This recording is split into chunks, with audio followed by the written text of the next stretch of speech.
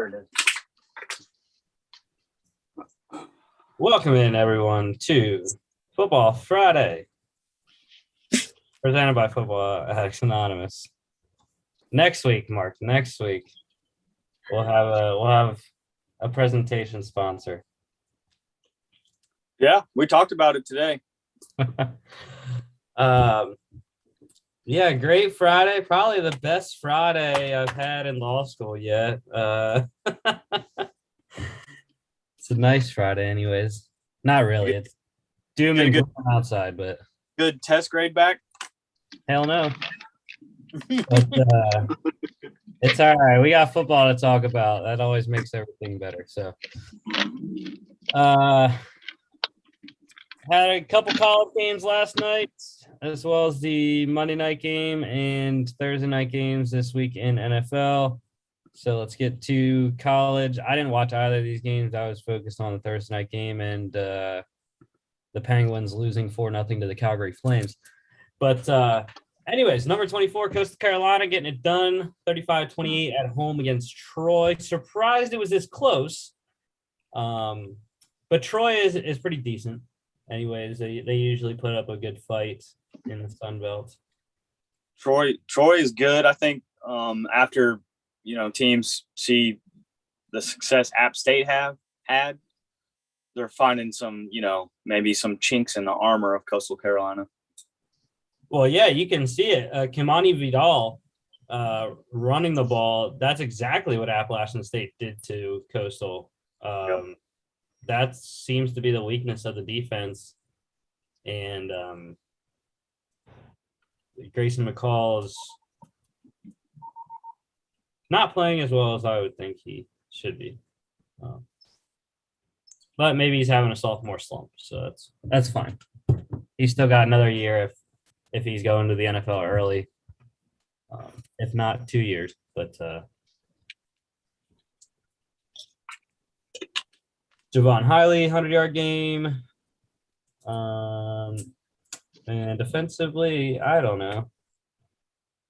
I'm probably going to end up going with the last guy, the guy from Troy, Javon Solomon. 3 tackles solo, half sack, half tackle plus, pass deflection, and a QB hurry. Jeffrey Gunter as well. Pretty good for Coastal. Troy did cover, though, plus 17 and over 50.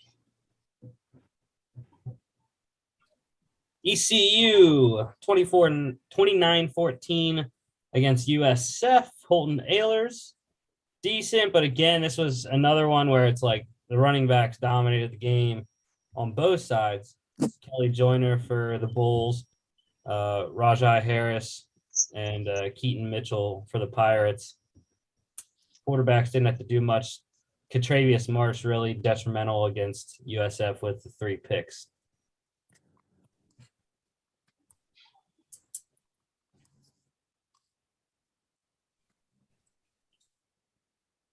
Xavier Weaver for USF, leading receiver, 91 yards off 5 catches and a touchdown. Also turned the ball over 1 time.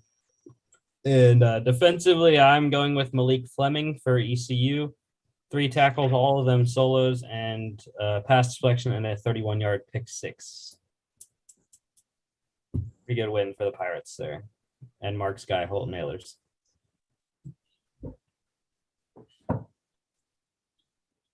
ECU covered minus 9.5 and under 56.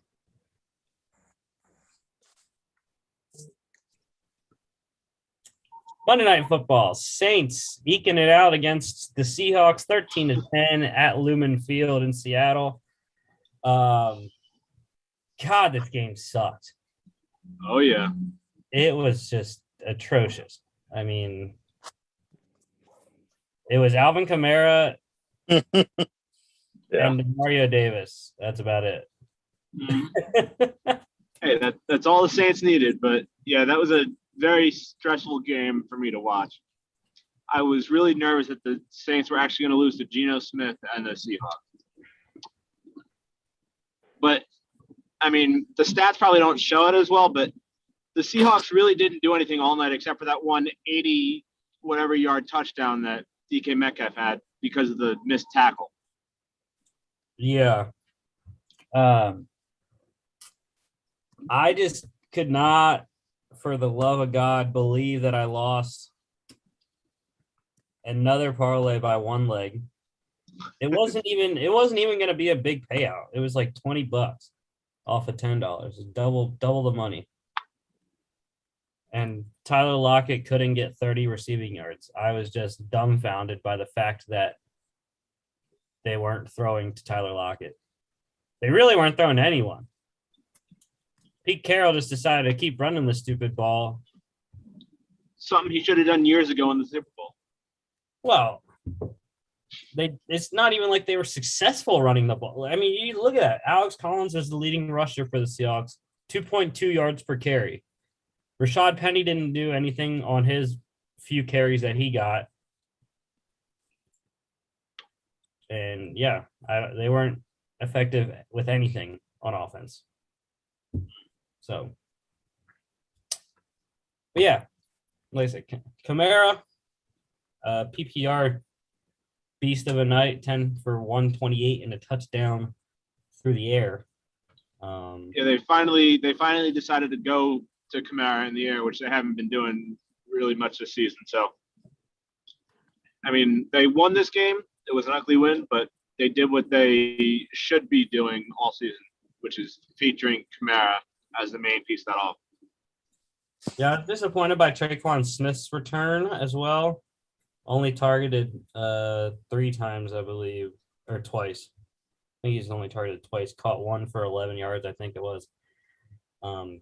So that was disappointing to see him return and not get many targets to start, and then not produce much at all either. The only commentary I have on this is before on the show, I said, I'm just not excited about this game. And it lived up to that bill. It was just kind of, all right, someone won. Let's move on to the Thursday night game. Before we get to defense, I do want to say, congratulations to Brian Johnson, rookie kicker out of Florida, I believe it is. First couple of field goals in the league, and also obviously the game-winning field goal. But yeah, defense, Chris, your guy, Demario Davis. Love it. All night. I mean, he was a monster. 10 tackles, 7 of them solo, 70% solo tackles. 2 sacks, 4 tackles for loss, 1 pass deflection, and 3 quarterback hits.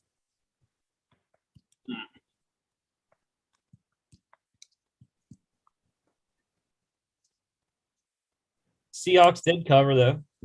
+6 and under 42. Last night, Thursday Night Football, Packers getting it done, 24-21 in Arizona.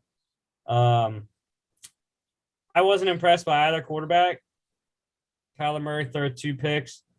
But this game was crazy. I mean, the fact that the Packers won without Devontae Adams, Alan Lazard, and Marquez Valdez-Scantling. They were throwing to guys like Juwan Winfrey, rookie free agent out of Colorado.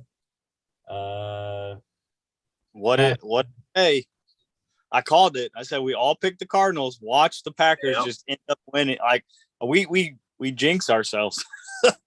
I should have stayed with the Packers, but oh well. Yeah, we and I both had the Packers.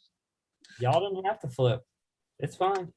The injuries, made us rethink. Yeah, the fact that the top 3 receivers were all out, I was too nervous about that, even though that's pretty much been what Aaron Rodgers has been dealing with for most of his career, is the lack of receivers here towards the last couple of years.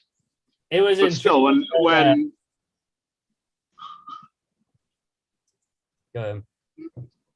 Well, I was just saying, when somebody like Devontae Adams is out, that really moves the needle.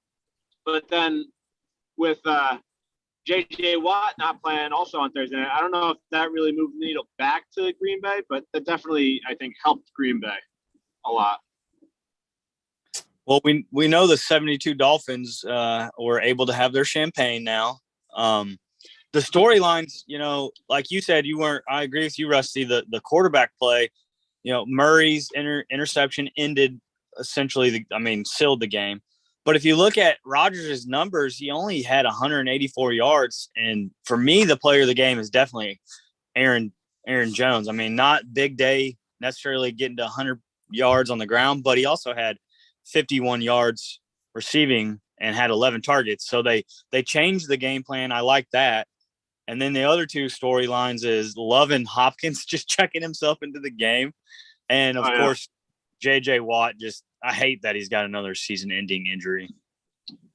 Yeah, that's what I was interested that the needle didn't go back enough with Watt's injury to stick with the Packers for you guys. I thought that was intriguing. But let's go to the end of the game. Kyler Murray throws the game-ending interception to Rasul Douglas. I was just like jaw to the floor, as probably most of the people that were watching were as well. I was just like, what are you doing, AJ Green? How do you not know that the ball is coming to you or aren't ready looking for the ball at all? It's a veteran guy. It's not like it's a rookie. I know.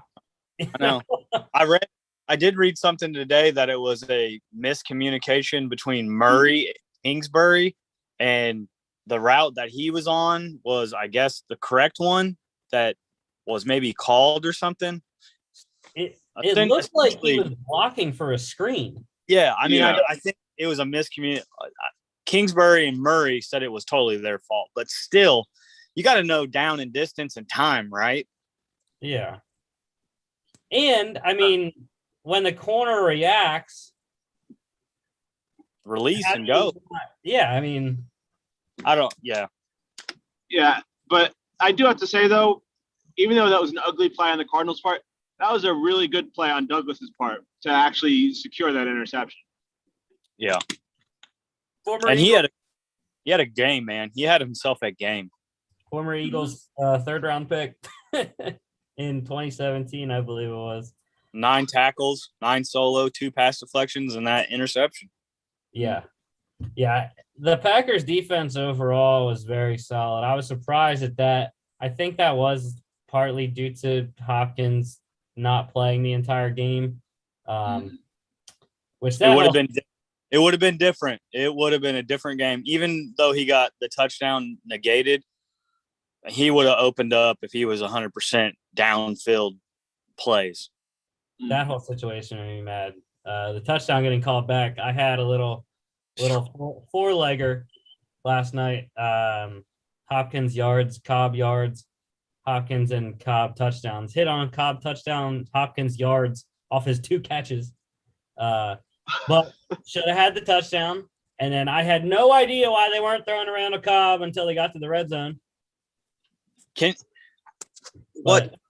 Not to prolong this any longer, but have you, as a being in sports, I always think to myself, this man has an injury and he's still faster than everybody on the field when it's one-on-one coverage. It's just amazing. He's that good, DeAndre Hopkins.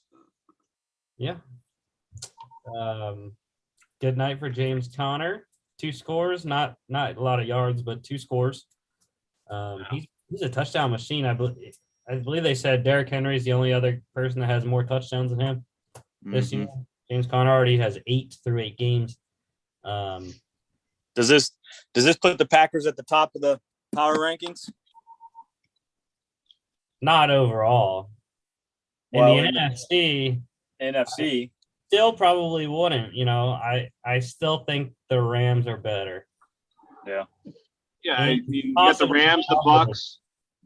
Possibly the Cowboys are better than the Packers as well. There's the Bucks, though. Yeah, the Bucks. Sorry, guys, my phone in the RV. But yeah, they got some good teams at the top of this division or conference. This game, I'm still not sold on the Packers defense. Yeah. That's the question mark, right? Yeah. And Aaron Rodgers said at the end with Aaron Andrews, He's like, you got to get off 24. He said, we keep scoring 24. The defense is doing enough to get us the win. So, but yeah, another one. Last thing, Devondre Campbell, an amazing, dirt cheap free agent signing for Brian Gutekunst this offseason. It has paid off tremendously so far. 7 tackles, 4 souls, sack, 2 tackles for loss, and a quarterback hit. Packers plus 6.5 and under 51. Under bettors sweating it out at the last moment. All right, no college news today. I did see that Marshall is officially gone to the Sun Belt, but we already kind of talked about that before. But let's talk about the trade. We had a trade this week. Not the one people wanted to hear about, but there was a trade. The Saints are getting reunited with running back Mark Ingram. They got him from the Texans for a measly 2024 7th round selection. The Saints have subsequently signed Mark Ingram to a 1-year, $2.8 million extension, so he is now signed through next season as well. Yeah, I love this deal for both sides. The Ingram obviously had his best years in New Orleans, where he spent all but last year and half of this year.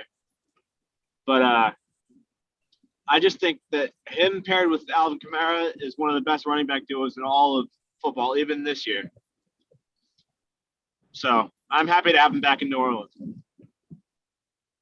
Yeah, it does seem like he's lost some of the shine from his time in Baltimore and Houston, but we'll see. We'll see how much work he gets if they're gonna go back to the normal that they had with either him or Latavius Murray for the Saints. So it was interesting. Also, I heard just a little bit ago that the Texans wouldn't have done it had any other team tried to trade for Ingram. They said out of respect for him, they only accepted it because it was the Saints. So at least the Texans are doing one thing decent. No. Can't say the same for the majority of the rest of their organization, or I shouldn't say that. Their owner. But Well, I'm curious if there was another Texan and former Saint discussed in that trade as well, though, because the player I'm thinking of also reacted to the trade very negatively on True. Twitter. yes, With Brandon Cooks. He was not too happy about that, and I think he'd be a nice piece for New Orleans, but it's again up to the Texans, obviously. they can't afford Brandon Cooks right now. Oh yeah. Look, They I can't. think the question is how many trades do we see the Texans make before the deadline? This is true. Yeah, there's a lot of veterans. I mean, they've already made a ton so far this year, so. Well, yeah, but the kind of feel out there is that they're going to be on a selling binge trying to accumulate as many picks as they can for the 2022-23 drafts. Yeah, I see that. As they go young and possibly build around Davis Mills if they think they've seen enough from him this year. Otherwise, it's going to be quarterback in the first round next year. So, the NFL had its annual league meetings for the first time in person in 2 years.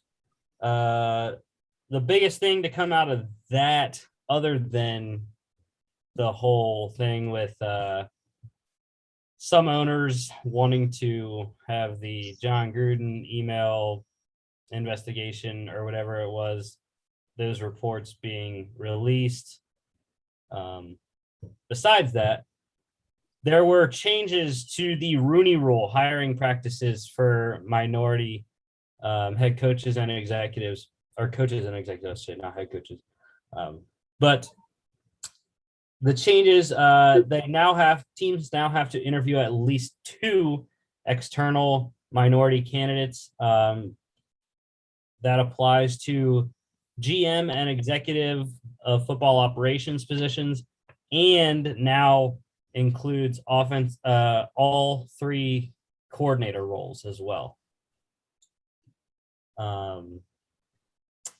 They also,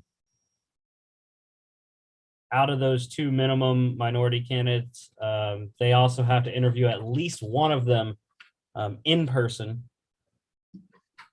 And I think another big thing that came out was teams are now going to be allowed to interview coaching candidates during the last 2 weeks of the regular season,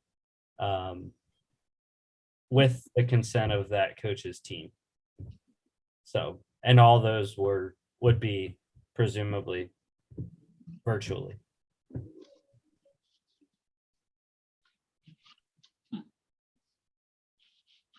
So, Mark, I didn't know if you had any input on the Rooney Rule changes or not, since you're a resident coach. I think it's an umbrella to get more people in front of those that are making hiring decisions. Does that make sense? Mm-hmm. Yeah. Now, does it automatically translate that more minority coaches will be hired? No, that does. You still have to fit the need of the team and the organization, but it's no longer to me a check in the box, right? Because it was easy to say, okay, we checked that box. Well, now you got to go a little bit further and find, and so it creates that umbrella to have a bigger pool of minorities, which we all know that there's a bunch of people well qualified, whether it's former coordinators, former professional athletes. I mean, think of Deuce Staley as one. Like, come on, man, he's on the top of my list. Eric. I always get his name wrong, so I won't say it. But the Chiefs' offensive coordinator. Yeah, the Eagles beat writer this week had a story about Deuce Staley, and because the Eagles are playing the Lions this weekend, and how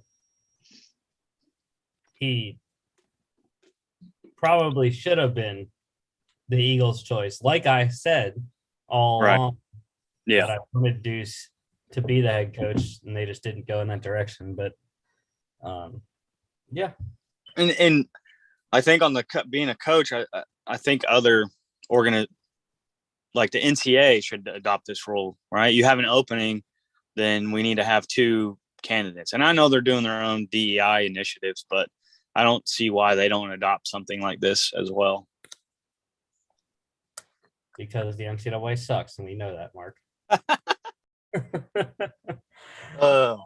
Another thing that came out of the owners' meetings, they announced the 3 cities that will bid to host the 2023 NFL Scouting Combine. Those are Dallas, Indianapolis, and Los Angeles. I know we know who's getting very awarded. Strong contingency of people that want it to stay in Indianapolis. And I've been there twice. It is, the points that people make are very correct. It's nice. Everything is right there, within walking distance. The stadium, the conference center, and like some of the places to eat are right within walking distance of each other. So, well, the guy that stole my team and my childhood love and took it to LA built that SoFi out there to hold the draft and combine. Yeah. And his friend Jerry helped him. That's so. That's the fun part, right? Yeah. So hopefully it'll stay in Indianapolis. I don't know if I'll be able to get to combine this year or not. We'll see if anyone wants to go with me or not. But the Deshaun Watson trade, Panthers are out. Panthers announced they are not going to pursue Deshaun Watson at this point. Now, Ian Rappaport did say that in the offseason, that's a different story. But right now, the Panthers are out, it looks like. And it looks like the Dolphins are the only team left. But And I think that's, if we took a vote, we might all have a different view, but I don't know if he gets traded. I don't know if we see him play this year. Nope. I still think the Texans are asking for too much, and teams don't want to pay that. yeah, well, it's interesting because Dolphins head coach Brian Flores did say today as well that Tua is the starter for the rest of the season, barring injury. Granted, we know head coaches lie all the time, so maybe he's just saying that to save face, but he's got to say something at this point at 1-6. So, and that's also that brings into question the GM. You're 1-6. I mean, I don't think that, I don't even remember. Is it Chris Greer in Miami? I think is the GM. I believe so. So yeah, I don't think that him and Flores, I don't think their leash is very short. I think it's still relatively long because they've been to the playoffs in the past and were pretty good last year. So I don't think they're in danger, and so maybe won't have to swing something drastic like this to save their jobs. But if this was next year and they're 1-6, possibly. But at this point, I don't think they have to do something like that drastic for what the Texans are asking. Mm-hmm. I agree. Mm-hmm. Chris, your team, Jets head coach Robert Saleh, he announced quarterback Mike White will be the starter this week. Joe Flacco getting traded back to the Jets. Still trying to learn the system and apparently not ready to go this week. Or they just want to start Mike White. Well, no, I think that the only reason that Flacco's not starting is because of the new system thing. And despite him being a veteran, a week is a tough amount of time to learn a full playbook for a quarterback, especially. So, yeah, I mean, I do kind of expect, though, to see Flacco at some point in this game on Sunday because Mike White's going to throw 3 interceptions in the first half and probably get benched. But, yeah, this season is not looking too pretty for the Jets. Or he might get hurt with the Bengals pass rush. Well, that too. Trey Hendrickson and co. But yeah, I made sure to pick up the Bengals defense in fantasy, so we'll see how that goes.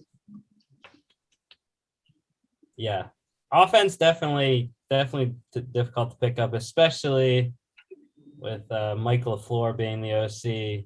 That's a Shanahan style offense, play acting and whatnot. So West Coast, and they're already also going to be down. They're going to be down a few members of the offense as well. So yeah, not going to look good. West Coast offensive terminology is just mind blowing when you think about, if you've heard any sound bites of John Gruden calling plays. I know we don't want to bring John Gruden up for certain reasons, but sound bites of Gruden when he called plays to Derek Carr or in his Bucs days. I mean, the West Coast verbiage is ridiculously long. So another starter announced this week. Texans, they're going to start Davis Mills once again. Tyrod Taylor not full go yet, which they did activate his practice window this week, trying to get him back from IR. And David Culley already has said, that he is a starter when healthy. So obviously not 100% this week, but maybe next week for the Texans. Baker Mayfield will be back this week for the Browns hosting the Steelers. His fracture has healed a little bit, I guess, or enough, they said, in his shoulder, and his labrum tear is okay. So, but Baker, let me know when TJ Watt hits you for the first time and see how you feel after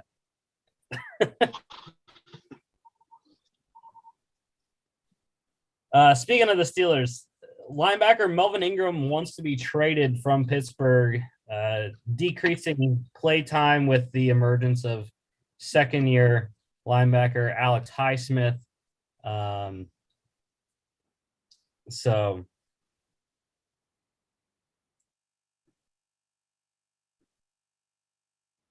we'll have to see. I don't know how much they'd be able to get from Melvin Ingram. I wouldn't trade him if I was the Steelers. I like having that veteran, especially because I don't know much about the guy. Watt, Highsmith, and Ingram, so I wouldn't trade him just for depth purposes.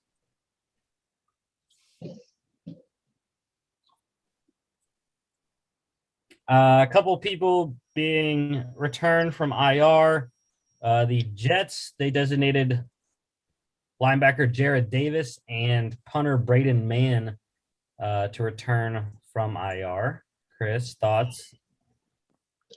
I mean, Mann is probably the best draft pick from last year's class. So it's good to see him back, and he's probably going to get a lot of action. So, but Gerard Davis, I'm excited for because he was one of the new shiny free agent signings from this past offseason, and he hasn't seen the field yet. So maybe it'll give it a little bit of a boost to the defense. Who knows? That's pretty sad when you say a punter is your best draft pick from a draft class. But like Rich Eisen says, punters are people too. So the Ravens, they designated defensive end Derek Wolfe to return from IR, getting a boost on their defensive line. I think that'll help them going forward. Eagles, we're going into injuries now. So Eagles, they placed running back Miles Sanders on IR. He's going to be out the minimum of 3 games. It's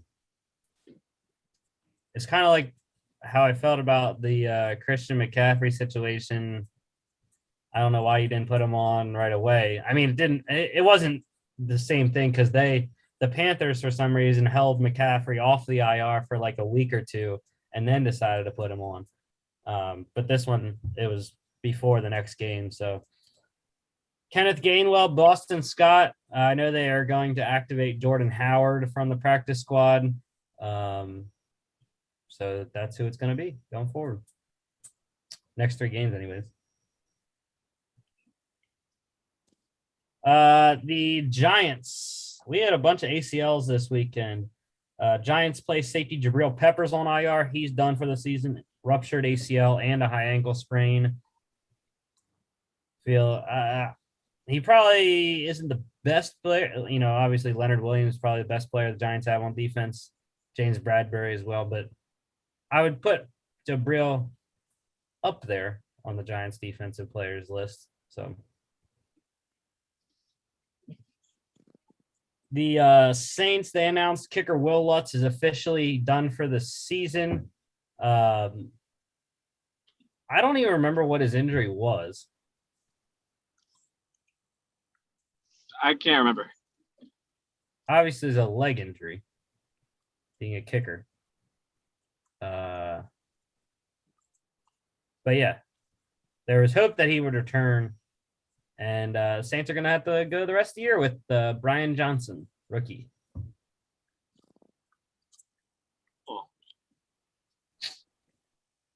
Bears linebacker Khalil Mack, not expected to play this week.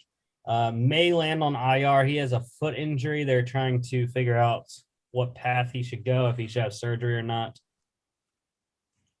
If he does, most likely done for the year. The Saints guard Andrews Pete feared to have suffered a torn pec. Massive blow to the Saints offensive line. One of the best guards in the NFL, Andrews Pete. Maybe that's why they couldn't run the ball against Seattle.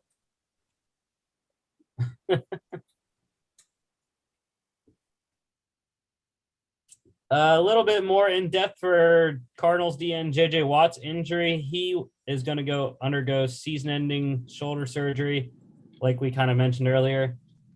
The injury itself: dislocated shoulder, torn labrum, torn bicep, and torn rotator cuff.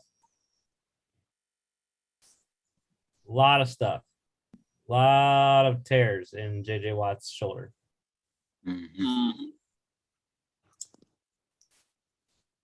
Niners defensive tackle Javon Kinlaw, he had season-ending knee surgery. I don't know if it's necessarily a bust at this point, but 2 years, 2 season-ending injuries for Javon Kinlaw, former first-round pick in 2020. So, was supposed to be the DeForest Buckner replacement and hasn't even played that many games. Injuries from last night. Packers, 2 ACL tears from last night. Rookie running back Kylan Hill, that was on the kick return. Got hit in the knee, tore his ACL there. And then on a more major note, tight end Robert Tonyan, also done for the year with an ACL tear. They're going to have to go along with second-year player Josiah DeGuara and veteran Mercedes Lewis at the position from here on out. It's interesting, though, that this injury happened this week and not last week. Because I think if it would have happened last week, the Cardinals would have had competition for Zach Ertz. Yeah.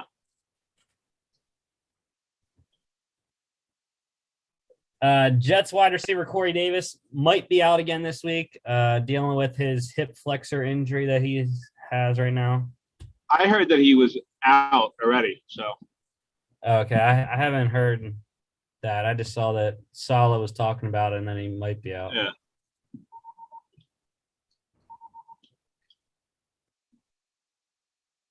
The two receivers that I know are officially out are Bucks wide receiver Antonio Brown and Titans wide receiver Julio Jones, both out once again. Give me AJ Brown targets, baby. Chargers running back Austin Eckler, he's questionable with a hip injury he picked up on Wednesday, so possibly Josh Kelly, Justin Jackson game coming up. And Cowboys quarterback Dak Prescott, he's questionable with a calf injury, and kind of following it through the week, it has seemed like he's not going to play. In my mind, it just seems like it's trending toward that. I heard the opposite, though. I heard that they said he didn't look any different than normal. Like, I don't know. I mean, they said, Cooper Rush took first team on Wednesday, which is normal that they said that happens every week. But I don't know. It feels like he's not going to play, which would probably throw off my pick, but that's fine. The Raiders, they released wide receiver Willie Snead per his request. He is now signed on the Panthers practice squad. And the Giants, I thought this was weird. They waived corner Josh Jackson, who they acquired in a trade from the Packers prior to the season. And he just got signed by the Chiefs practice squad. So he, I would assume, would play almost immediately. Probably not this weekend, but, I would assume they want to get him on the field as quick as possible, considering how crappy their secondary is right now. I mean, they don't play till Monday night, so that extra day might give them a chance to play. You're right. Maybe. And then the Chargers, they signed kicker Dustin Hopkins and released kicker Tristan Vizcaino. Massive upgrade, I feel like. I know I picked him up in a couple leagues. for this weekend's game against the Patriots. I'm excited for Dustin Hopkins.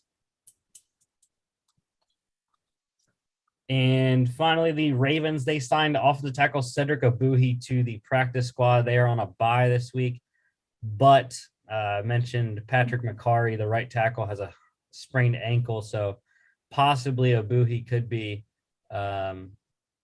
starting coming out of the Ravens bye, depending on McCarry's situation. All right, let's get to college pick standings here. Mark and I, we got 3 on Chris from last week. I'm still 6 out from Mark because he just picks all the same games that I do. And I did gain on Chris, like I said, 3 games. So a little closer at the bottom, but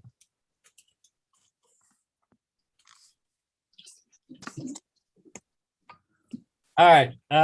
One game tonight. There are 2 technically, but we're not going to pick the other one because it's a matchup of 3 and 4 lost teams.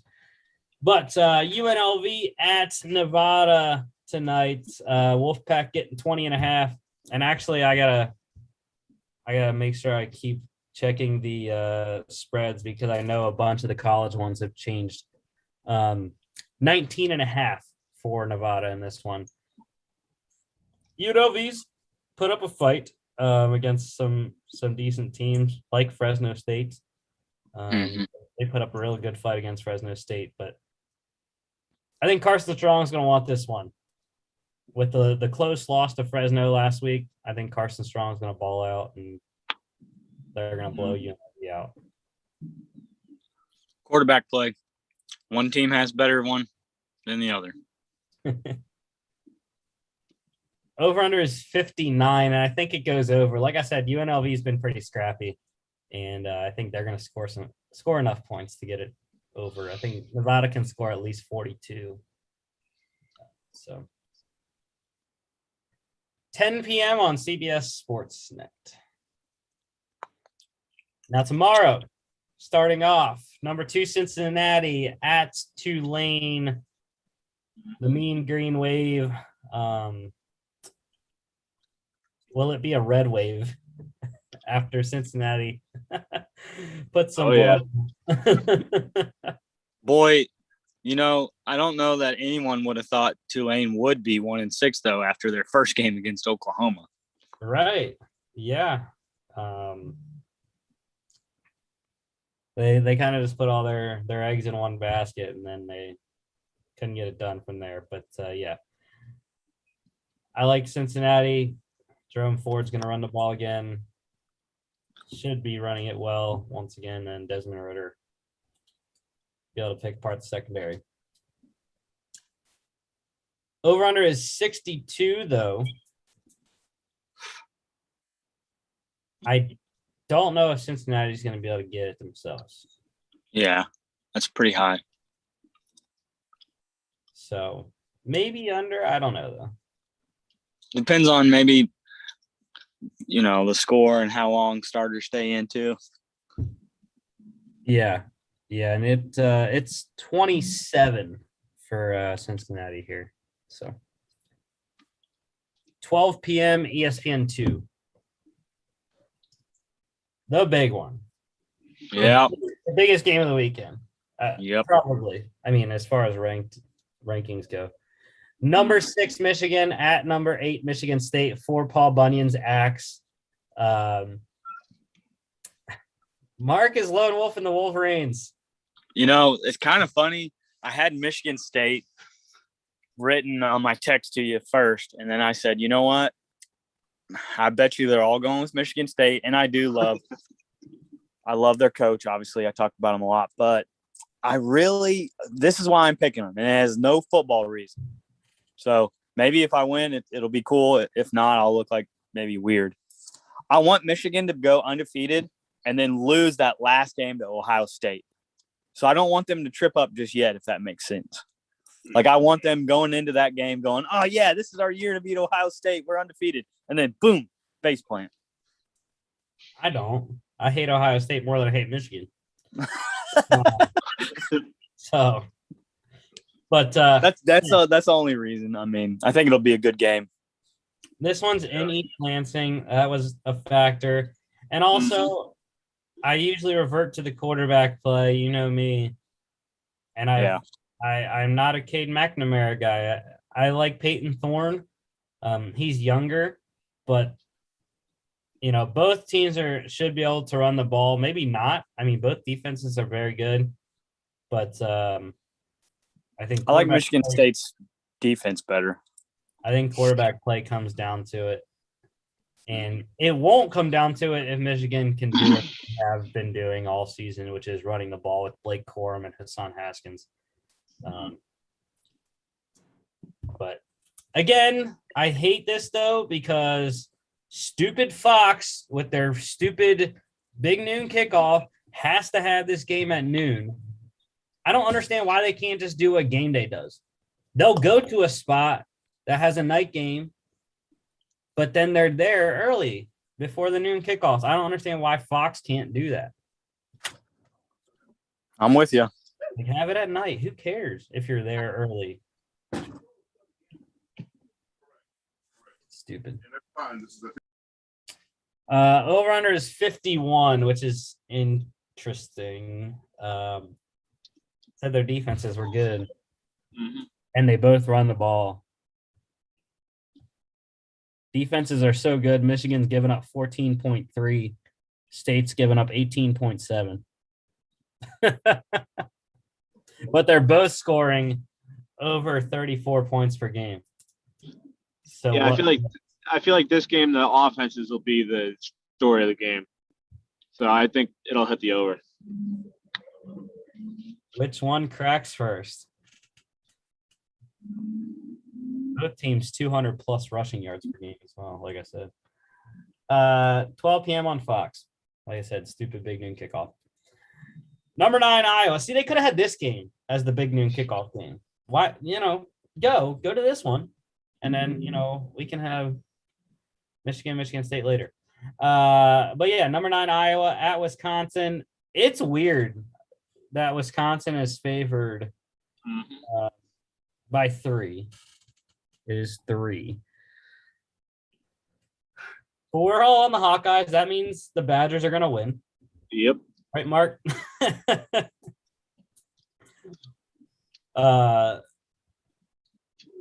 Again, Graham Mertz sucks. I don't understand how Wisconsin even keep winning. Well, I know why they won last week because they got turnovers from Purdue, but yeah. And I mean that's what Purdue did to Iowa. So maybe Wisconsin, with that logic, does have a chance. Yeah, I very hesitantly picked Iowa because of their performance that they had against Purdue. And then obviously, like you just mentioned, the game between Purdue and Wisconsin last week. But Purdue Iowa is I just think the overall better team. You already mentioned Mertz for Wisconsin. We all know how bad he is. Iowa's got some pretty good players, though, on both sides, I think. And even though it is in Wisconsin, I think that Iowa can easily secure this. Yeah, this is I like the Hawkeye defense to get turnovers off of Graham Mertz. This is a rivalry game too, I believe, right, Mark? I don't know where Mark went. I believe it is, though. I believe it is a trophy game. I can't keep track of all the trophies. I know some of them, but there's way too many to know them all. Over under, you ready for this one? 37. I hate when they're in the 30s. That is interesting. Similar to the Michigan game, Iowa's giving up 14.6, Wisconsin 18.4, and Iowa's scoring 28, Wisconsin scoring 21.1. I think it'll go over. I think Mm-hmm. Iowa will score enough.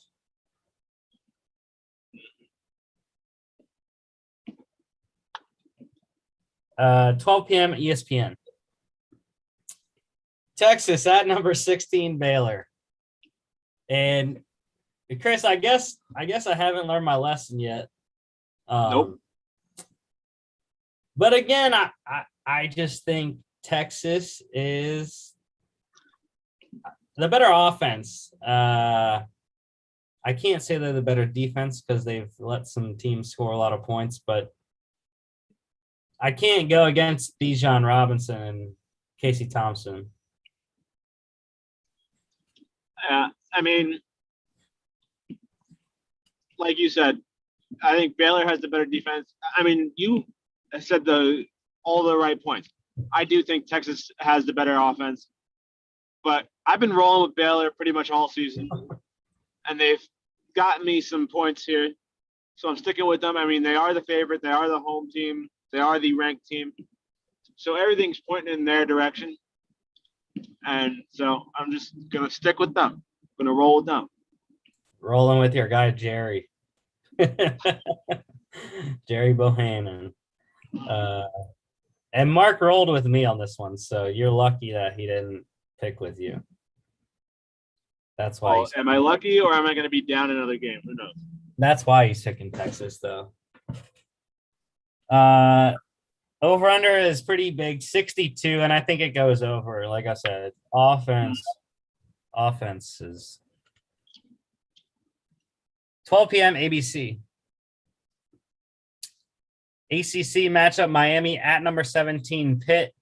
The Panthers getting a 9. Kenny Pickett, baby. Kenny Pickett. That's all you got to know. He's the only reason I went with Pitt. Yeah, and I mean, I was obviously on Miami's train early in the season, but I've since jumped off a long time ago, and I'm never picking them again. At least not this year. Yeah, you know me. I got upset from Miami losing me a parlay because they couldn't beat North Carolina a couple weeks ago. But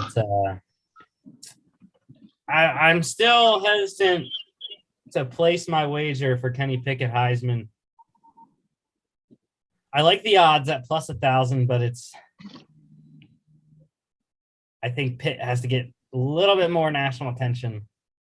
And obviously, by the time if they win the ACC championship, that'll be too late at that point, and odds will definitely not be 1,000. Who's the favorite right now? For Heisman? Yeah. Matt Corral, I believe. It might be Bryce Young. They're pretty close.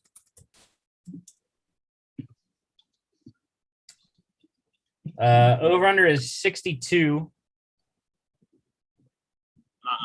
And I'm going under because I don't think Miami can get enough points. Even though they scored a lot against NC State. They scored 31 last week. Pitt's defense is better. 12 p.m. ACC Network. UMass at Liberty, Battle of Independence. And what quite the battle it will be. There's no question that Liberty wins this one. Although they've already lost a couple that they should have won. But the Flames are getting 35.5. 1 point over a touchdown to cover. And yeah, they'll win. But again, like you mentioned, close one against Troy that they only won 8-8. And they lost to Syracuse by 3. And then UL Monroe, they lost to by 3, and then only beat North Texas last week by 9. So who knows what it is? It is in Virginia at Liberty. So yeah, Liberty wins, but UMass I think does cover. wow. Over under 58. No. No. No, not at all. 12 p.m. ESPN 3. Texas State at Louisiana, Sun Belt matchup here. And I went with the Cajuns, but I don't know why. In the back of my mind, I wanted to look at what Texas State's season has been like. And they've played almost all their games close, except for 2. One, they lost by 8 last weekend to Georgia State. They got blown out by Eastern Michigan. But they also have an FCS loss. They lost to Incarnate Word. Lost to Baylor by 9. But it's fine. Levi Lewis and the Raging Cajun offense should get it done. Like I said, Texas State's played pretty close to a lot of teams, so I don't know if 21 gets covered by Louisiana, but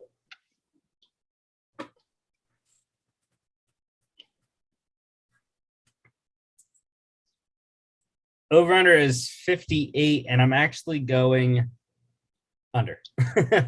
Yeah. 12 p.m. ESPNU. Number 2, Iowa State at West Virginia. Iowa State back in the rankings, and we're back on them. Unfortunately, Chris, they're not going to be able to win enough to get to where you had them in the college football playoff top 6. But they should win this one at least, playing a lot better with Breece Hall and Matt Campbell getting it done there. Isn't Yeah, more even though I was gonna say, even though it's in West Virginia, but yeah, Iowa State should look good in this one. but it's not a night game in Morgantown, which is a plus. Over-under is 48, and I am going with over. Even though Iowa State's defense played really, really well, I think their offense will get a good amount of points. 2 p.m. on Big 12 Network and ESPN Plus. It's a great game. The next one here, Washington State at Arizona State. All right. Yeah, I'm low wolfing the Cougars. They don't have a head coach. This is their second game without Nick Rolovich. And look, I think Washington State's been playing pretty well. They only lost to BYU last week by 2. They've beaten Oregon State. They beat Stanford, who beat Oregon. So, they beat Cal. And then they started out not very well, losing to Utah State, USC, and Utah. But like I said, they've won 3 out of the last 4. And Arizona State, however, they got beat up by 14 against Utah last week. They've won 3 out of the last 4 as well against Colorado, UCLA, and Stanford. I don't know. I just had a feeling about the Cougars this weekend. I mean,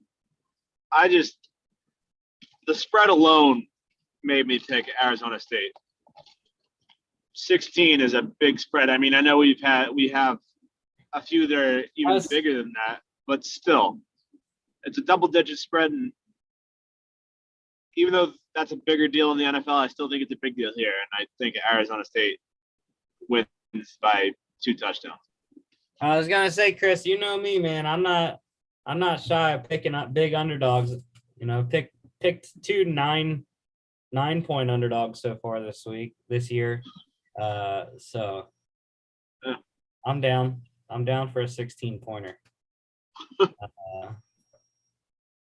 Unfortunately, I can't get a win for a cover like our NFL dogs, but it's all right. Washington State wins on the road outright. Over under 53, and I'm going over. Yeah. 3 p.m. on FS1.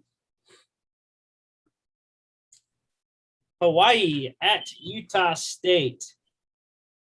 Normally, I would say this is going to be a lot close. This is going to be a pretty close game.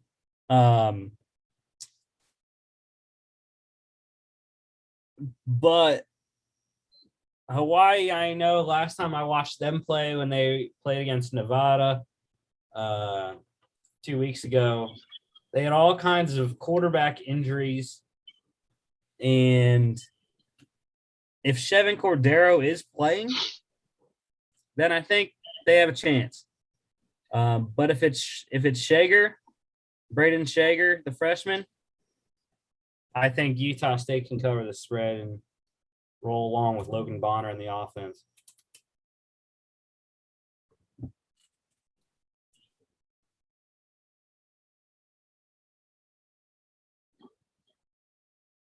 Over under is 65. I don't like it. Like I said, I'm not a big believer in the freshman for Hawaii, if that's who it is.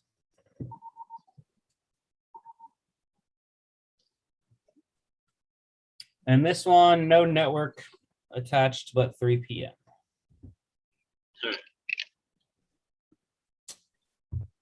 Go damn dogs. Mark, where are you at? This is our game. This is the game that Mark is at this game. He's in Jacksonville. He's going to watch Georgia beat Florida. I don't know, but yeah, Georgia should win this one.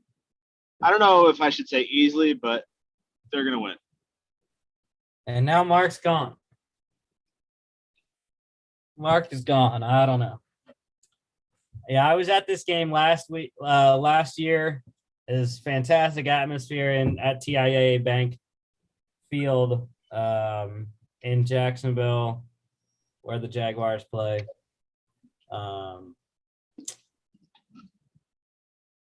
It's a rivalry. But, yeah, I think Georgia can get it done. I'm not going to say anything about the spread because people have questioned the spreads with Georgia all year, and I believe they only haven't covered one time. That was against Kentucky on a last-second touchdown. So I wouldn't be surprised if they cover. And it's interesting because neither team is announcing their starting quarterback yet until game time. So we have no idea if it's going to be JT Daniels or Stetson Bennett for Georgia and whether it's going to be Emory Jones or Anthony Richardson for Florida. I mean, I don't think it matters either way for Georgia. I think both those quarterbacks are more than capable of running that offense. For Florida, on the other hand, I don't know. Might be a little bit bigger of a deal for them. I mean, you know me, I've said Anthony Richardson all along just because he's the better passer in my mind. Which you saw against LSU. He led Florida to 4 touchdown drives, I believe it was, in the second half. I'm hoping it's JT Daniels, though. I want JT in this kind of game. Big stage. Oh, yeah. Over-under is 51. And I'm going under. We know the unders have consistently hit with Georgia. So yeah, the Georgia defense is just too good. It holds the opponents down. 3:30 SEC on CBS. I will be at the bar watching this one with my hopefully there's a bunch of people there, fellow Georgia alums, Milwaukee Milwaukee, Georgia Alumni Association chapter. So Big 12, Texas Tech at number 4, Oklahoma.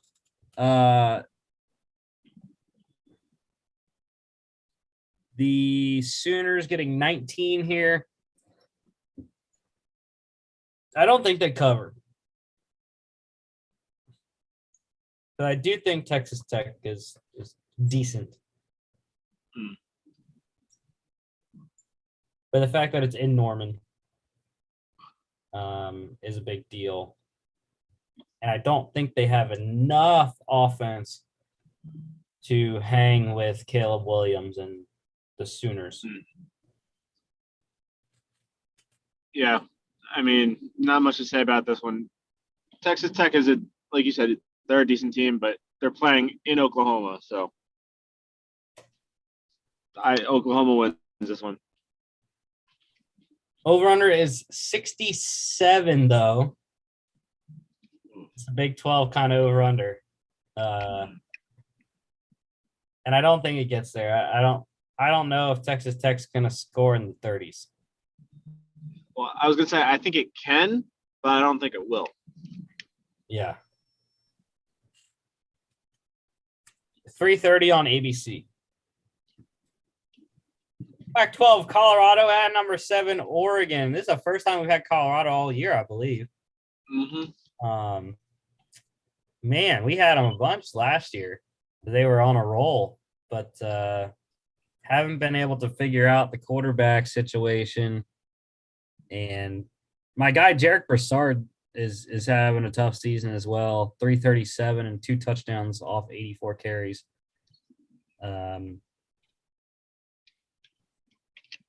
But yeah, I mean they have a freshman quarterback, Brendan Lewis, playing for him right now, so not surprising that they're struggling. It's in Eugene, so go Ducks. They can get it done. 24.5 for Oregon.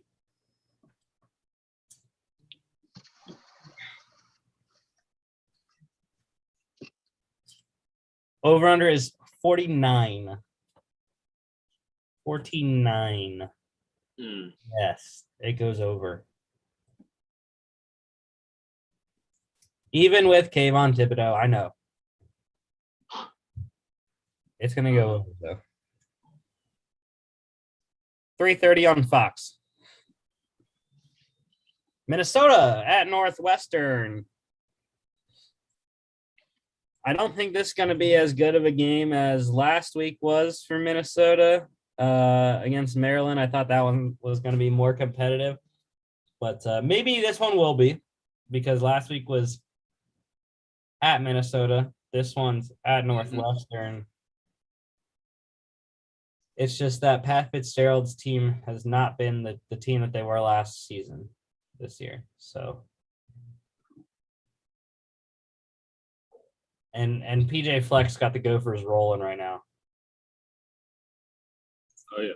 And if they can get some help from a team like Wisconsin this weekend, I mean, Minnesota's going to be the lead dog. Actually, they wouldn't because of head-to-head. No, they would, because Purdue lost last weekend to Wisconsin. So, yeah, I mean, Minnesota could be the lead dog in the Big Ten West, man, after this weekend, possibly.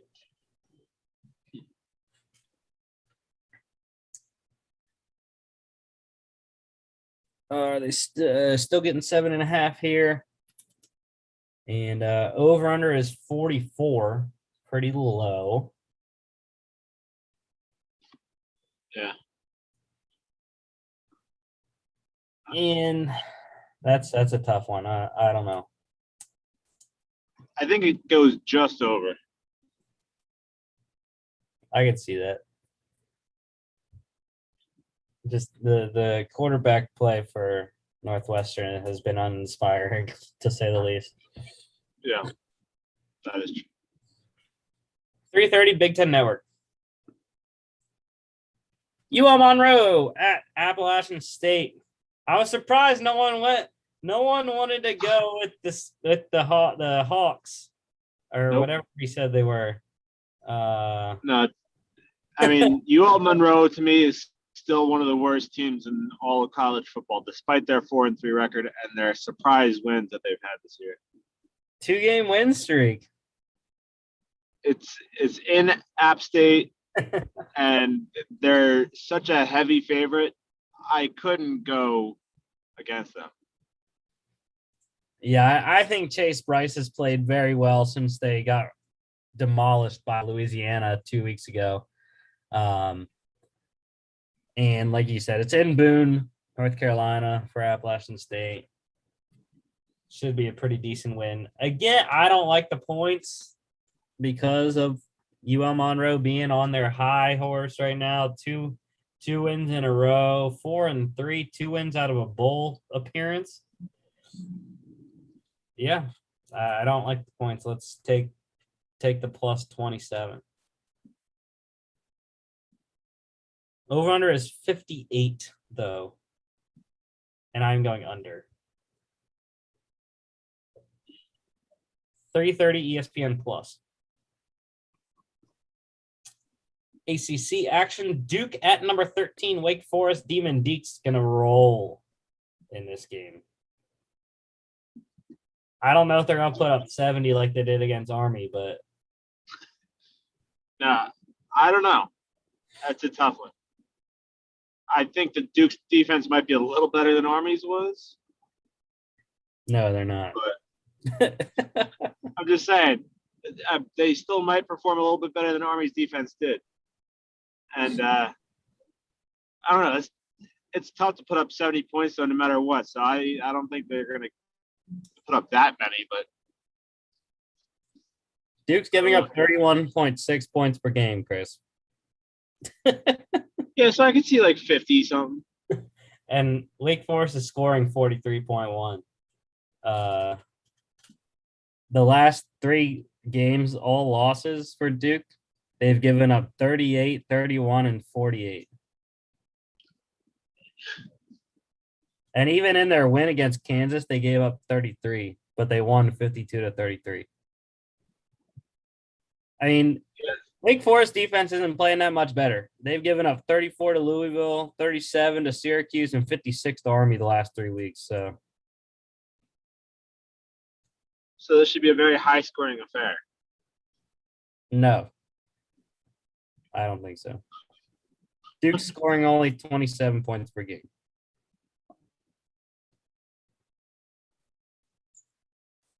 Demon Deacs getting 16.5. Love Sam Hartman in this one. Jakari Robertson, Christian Beal Smith, and A.T. Perry on offense here. Over-under is 72. If you want the high-scoring game, you can take it, Chris, but I am not. Well, that's what I was saying. I think that it can get to that. I think that Wake Forest can easily score in the 40s, possibly even in the 50s, which would mean that Duke would only have to score in the 20s, and I think that could happen. I think, if anything, it goes 2 points under at 10 touchdowns even. 4 p.m. on ACC Network. UTEP at FAU. Again, Mark, I think, had to go to dinner. That's why I think he left, probably. But yeah, Mark's rolling with the Miners. He is lone wolf. I almost did too. I almost went with the Miners too because of their record and all that. But then I saw FAU, despite their record, they're 11-point favorites, which I was confused about. So I was like, all right, I'm just going to roll with the favorite then, because I didn't look into it, but I was very surprised at this spread. I'll tell you why. Because FAU's played a lot better competition. They've played the top conference teams, and UTEP hasn't yet. Also, UTEP's offense isn't that great when you look at the numbers. They're only scoring 24 points per game. 25 if you round up. And they're giving up about 19. So pretty good defensively, but FAU scoring about 31 points. So touchdown better, and they're only giving up 21. But like I said, they played better competition. They just demolished Charlotte last week, who is one of the better teams in Conference USA. You know, that's really their big statement on their resume. But like I said, they've played the better competition. They've played UAB. They've played Air Force. They've played Florida. Whereas UTEP hasn't. I don't really like any of their games. I mean, they got demolished by Boise State. That's the best team they played, other than Louisiana Tech last week, which they beat by 16 points. So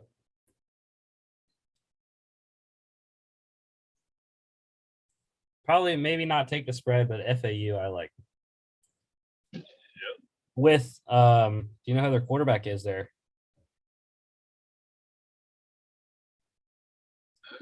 I forget who. It is Miami transfer N'Kosi Perry. Oh yeah. And they also have Johnny Ford, USF transfer running back, being their leading rusher right now. Over under is 49. I don't think it gets there. Like I said, the defenses are giving up 19 and 21 respectively, 24 points on offense, 31 for FAU. Those numbers don't necessarily add up. Well, yeah, the defenses are giving up a combined 40 points a game. So, yeah, I don't think it gets there. 6 p.m. ESPN Plus. It's a pretty good matchup here. Number 10, Ole Miss at number 18, Auburn. I was surprised no one took Auburn. I was just about to say that. But I'm going with the Heisman favorite, or presumably Heisman favorite. I don't know if he exactly is or not, but love me some Matt Corral, and the Ole Miss defense can surprise you. Even though Auburn's playing a lot better now. Yeah. Auburn's had some pretty good games this year. And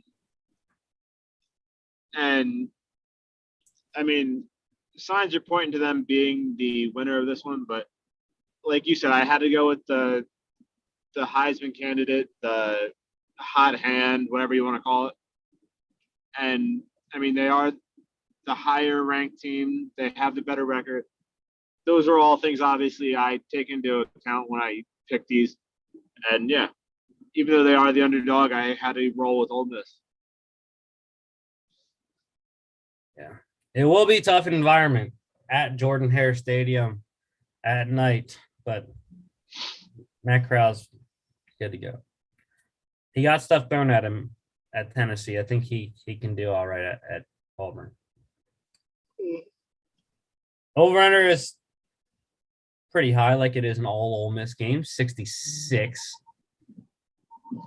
And I like the under because I think both defenses are going to keep it under. 7 p.m. on ESPN. Number 12, Kentucky. This one has changed. At Mississippi State, the Bulldogs are a 1-point favorite here. At home. So was a pick-em game when I put the slide up, but yeah, now it's a Mississippi State 1-point favorite. I don't think it matters though. I think Kentucky has a nice game plan. They played very well. I think Kentucky has played the best out of any team that's played against Georgia this year. 2 weeks ago, and I think their game plan sets up nicely against Mississippi State, who likes to throw the ball. They're not going to give Will Rogers many drives.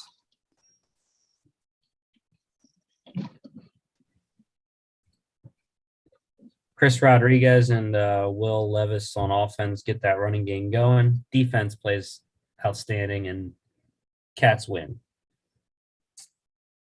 I like it. Over-under is 47. 47. And da-da-da-da-da. I mean, that's 7 touchdowns total. That's not that bad, but Yeah, but like I said, can the score be like 28-21?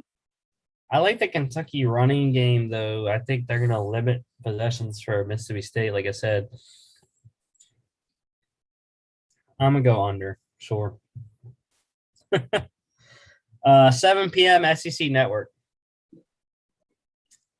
Kansas at number 15, Oklahoma State. Cowboys getting 30 here. This is about as much of a lock as we have on the slate this week. But the 30.5, again, it's a huge spread. I hate picking the huge spreads, so I'm glad we're not picking based on spread. But yeah, Oklahoma State runs away with this one. Yeah, if this was like last week, if this one was in Kansas, I think it'd be a different story. Not who wins it, but as far as the spread goes. But yeah, it's at Oklahoma State. In Stillwater, so yeah. Mark's cousin gets it done, Jalen Warren. And they roll. Over under is 55 though. And maybe it does get there. I think it all depends on how much Kansas can score. Very easy to switch up Kentucky and Kansas. UK and KU. So Yeah. 7 p.m. FS1. Number 19, SMU at Houston. This one has stayed a pick'em game. And we are all picking the Mustangs. Tanner Mordecai. Need I say more? He's pretty much the reason I picked them too. But I'm kind of surprised that nobody went with Houston because, I mean, this is a pick'em game, like you said, and it is in Houston, so that's at least one advantage towards Houston. But I just think SMU's offense is just too good. You know why no one picked Houston? Because Mark rolled with me on this one. And it didn't matter because you already picked SMU too. Uh-huh.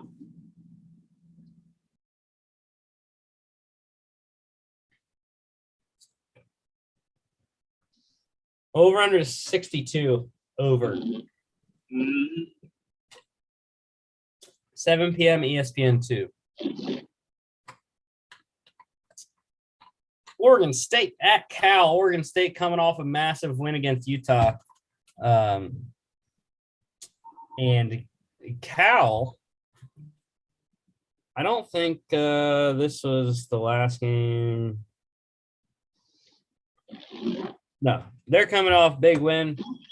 They rolled Colorado 26-3. I was thinking their last game was that Oregon Friday night game, but that was 2 weeks ago.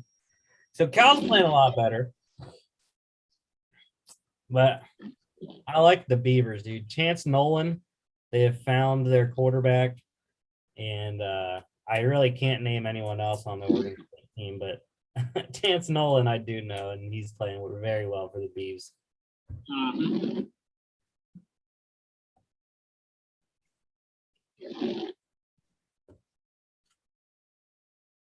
Over under is 55. I don't like it. I'm not sold on Chase Garbers in the Cal offense. Nope. So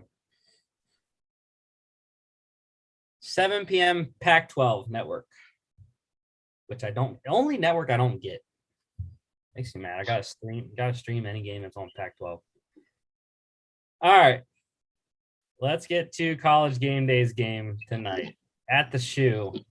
Number 20 Penn State at number 5 Ohio State. Ohio State's getting 19.5 now. Huh. Now, we all know why you went with Penn State. Because you are a Penn State fan and a Ohio State hater. Normally, I don't like Ohio State either. But just in this matchup, especially it being in Ohio State, I couldn't go against them. Yeah. One thing that gives me confidence is obviously Penn State's defense. It's strength against strength. Penn State's defense versus Ohio State's offense. And I don't know if I necessarily believe what I've been hearing out of Penn State this week, but the word is that Sean Clifford is 100% healthy going into this game, unlike he was going into the Illinois game. So if that's the case, regardless of how well Ohio State's defense has been playing as of late, I still think Penn State has enough in the passing game to get it done. And maybe Penn State needs to do something like they've done in the past, block a kick, get a return, somehow get a return touchdown. Maybe Jahan Dotson takes one back on a punt return.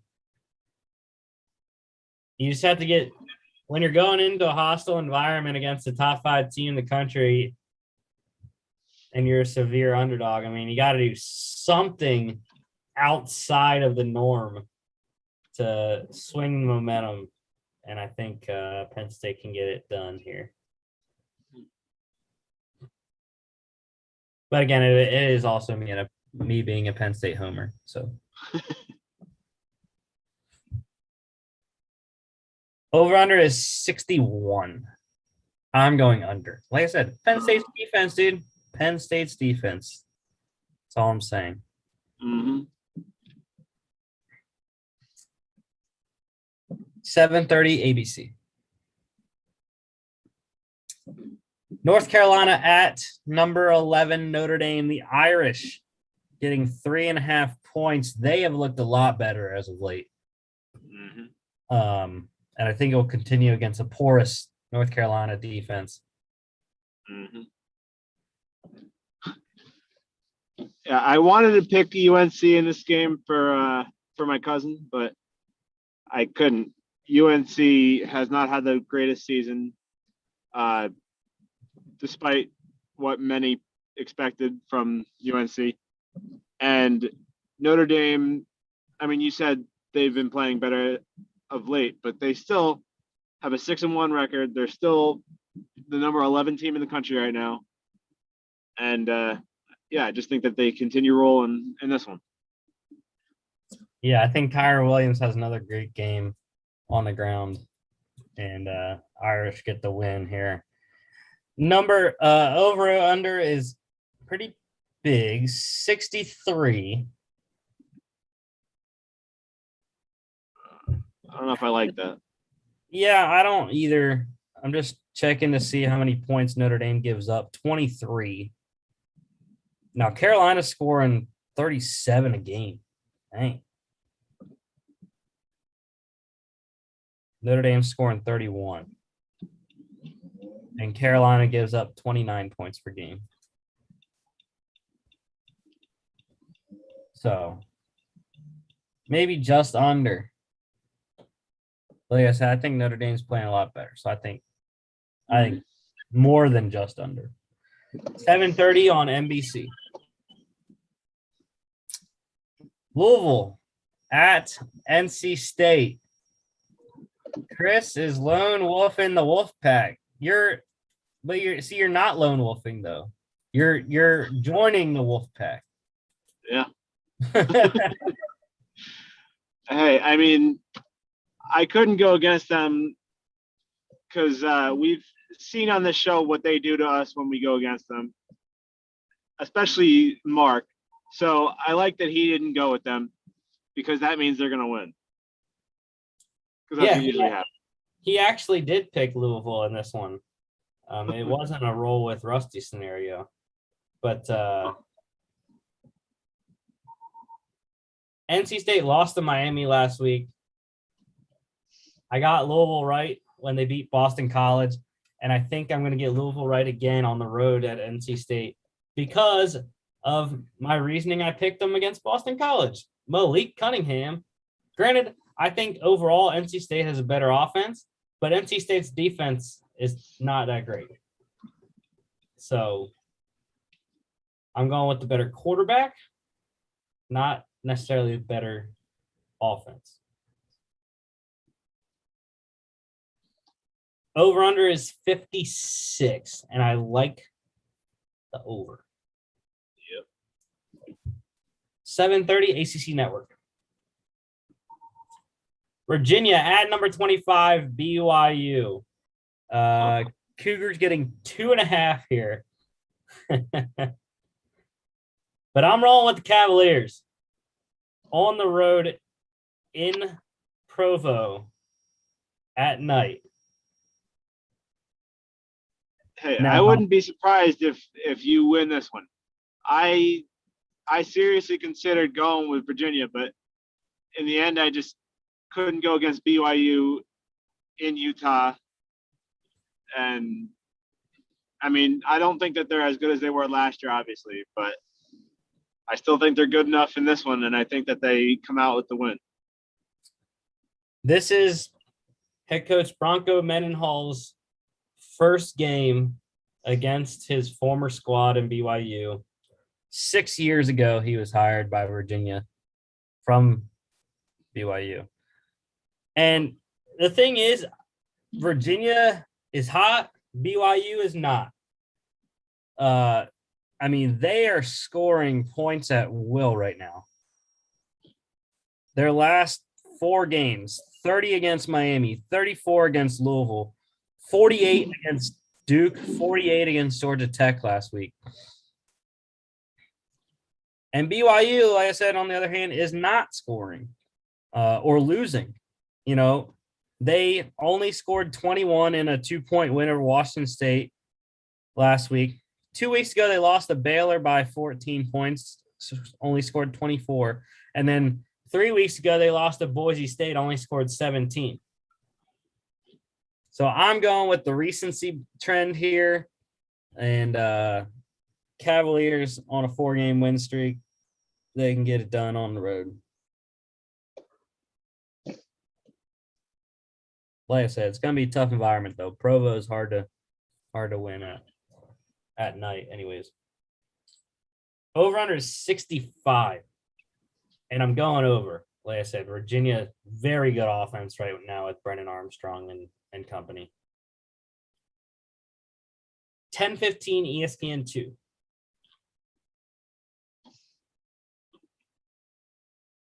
Last FBS game we have State at number 21, San Diego State. And it is actually flipped. It is flipped. Fresno State, a 1-point favorite on the road at San Diego State.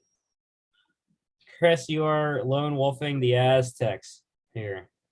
Yeah, I mean, I know how hot Fresno State has been for most of the season, but San Diego State has been just as good, if not better. I mean, obviously they have the better record. They are the ranked team in this one. They are the home team. So everything's pointing to them winning. And even with the flip, I still think that they can pull this one out. But do you know why it flipped 2 points? I do not. Like, is there a major injury or something? I wouldn't think that it would be a major injury. Well, when it's a little 2-point swing, I highly doubt it's anything major. It's probably just people putting more money on Fresno State. But thing that I'm going with Fresno State, you know, I picked against them last week with Nevada, but I'm going back to Jake Hayner. He is my warrior. He's my spirit animal. And I'm not sold again on the San Diego State quarterbacks, whichever one it is, whether it's Jordan Brookshire or Lucas Johnson. I mean, you look at the last two games, they've been uninspiring for the San Diego State offense. 2 weeks ago at San Jose State, they win by 6, 19-13 in double overtime. And then last week against Air Force, they were up 20-0. They didn't score the rest of the game. They only won 20-14. Fresno State, though, after they lost to Hawaii 3 weeks ago by 3 points, 17-0 against Wyoming. So 17, not that much. But, last week beating Nevada 34-32, I think was a big momentum boost. So I like Jake Hayner and the Bulldogs. Over-under is 45. Over. Because of Fresno State's offense. That's why. And also, well, what do you say? I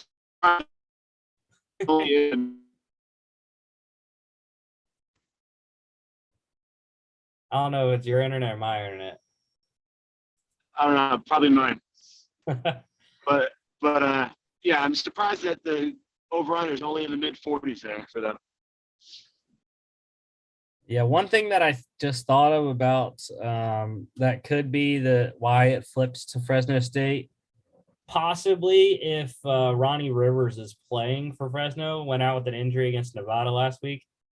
If he's playing, that might have been able to flip it to Fresno State's advantage. I don't think it matters because they showed against Nevada that they were still able to run the ball with I'm forgetting his first name, but Mims. I don't remember if it was Jordan Mims. Yeah. All right, FCS game of the week, number 3, Southern Illinois at number 16, Northern Iowa. And Mark said roll with me on this one. Again, it doesn't matter. I guess I need to do a better job of picking FCS games so we don't keep picking the same team because I don't think we've wavered at all in the FCS this year. Yeah, no, I mean, it's kind of tough though. I mean, you and I texted about it when we were doing the picks. This was the only ranked versus ranked game this week. So doing a game of the week, this is going to happen a lot. And it just so happens that Southern Illinois is usually in the game of the week. I mean, obviously there was a couple other good matchups this week, but this was probably the best of them all. But yeah, Southern Illinois, I don't think will have any problem in this one. Oh, I think they'll have problems. The UNI is pretty scrappy, but I have no idea who this quarterback is. Theo Day for UNI. And I do know Nick Baker for the Salukis has been playing outstanding. Now, I don't like that he's thrown 7 interceptions. But him and Landon Lenore, the wide receiver, they are guiding. And the Saluki defense as well is always very good. So we'll see. Maybe when we get to the FCS playoffs, we'll have different picks. But this one is 5 p.m. on ESPN+. NFL pick standings. Chris is back on top. Mark and I were terrible. We were terrible last week, dude. I mean, it was. We all had really bad weeks. You didn't have a bad week. You went 5 above 500. What do you mean? Oh, I was 8-3. I thought I was a lot worse. Oh. No, there was just a lot of upsets last week. Yeah. So I thought I did a lot worse, but I guess I picked some of the upsets. Yeah, you did. Yeah, you lone wolfed the stupid Falcons. But anyways, Chris up on Mark by 1. I am still down by 7. All right, Eagles at the Lions. Mark is on Detroit. Wow. He's going with his old best friend Jared Goff at home, and wants the Lions to get their first win against the Eagles. Hey, I mean, it is in Detroit, and this has nothing to do with this game, but the only undefeated team just got their first loss, so why can't the only winless team get their first win this week? Because they're the Lions. Oh, yeah. Yeah, no, I don't like this game at all. I think I could see how both teams could win. Maybe both teams will win, Chris, and maybe we tie. But no, I think the Eagles, they keep saying the right stuff throughout the week. It's just not coming together on the field. And I think this is a good, I'm not going to say that word because then it'll backfire on me if I do say that phrase.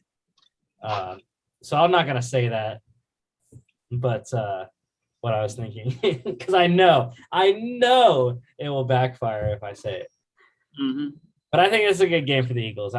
They match up well. It'll be tough to cover DeAndre Swift out of the backfield with the lack of talent, I guess, if you want to call it that, on the Eagles linebacker part.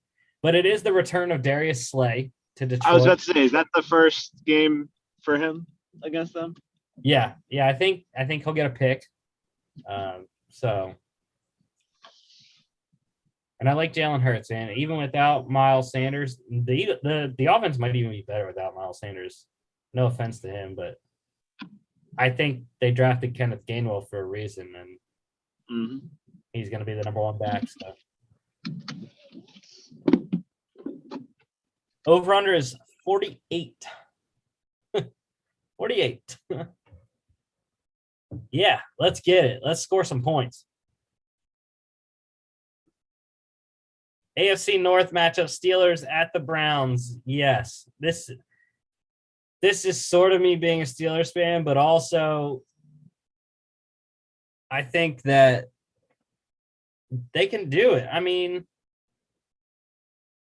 I don't want to say it's they're still the Browns because they're not, but we talked about Mayfield playing this week, and I just think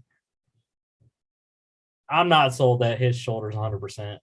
Like I said, I want Baker to let everyone know how he feels after he gets hit by TJ Watt for the first time in the game. The Browns have some injury issues at tackle, so that makes the Steelers' pass rush with TJ Watt even more potent. And we'll see. I know Nick Chubb is questionable for this game that I saw in fantasy, so have to see if he plays or not. I kind of need him to play in our keeper league, I believe it is. So maybe he plays, maybe he doesn't, but I still think the Steelers have enough on defense specifically to get it done. And coming off the bye, I think the Steelers can steal one in Cleveland.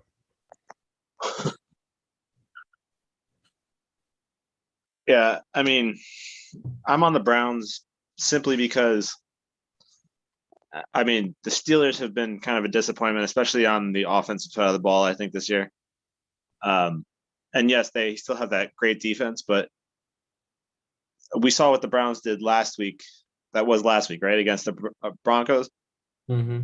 And the Broncos have a pretty good defense in themselves. I mean, it's not the level the Steelers have, but I still think the Browns have enough on both sides of the ball to get the job done.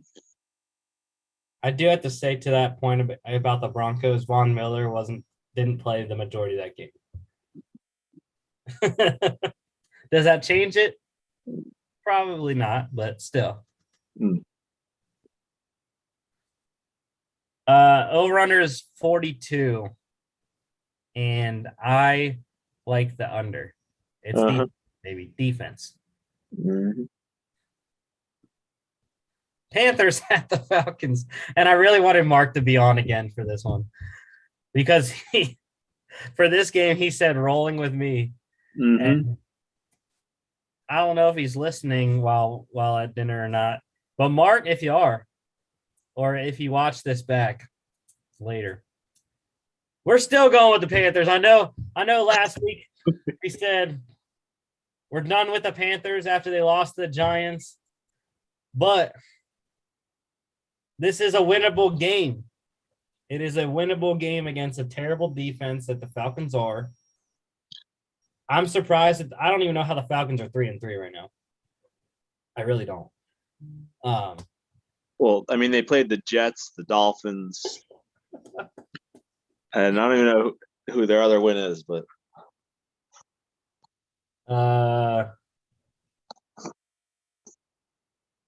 is it an AFC South team?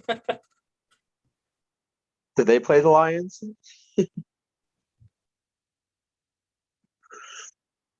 The Giants. The Giants. Yeah.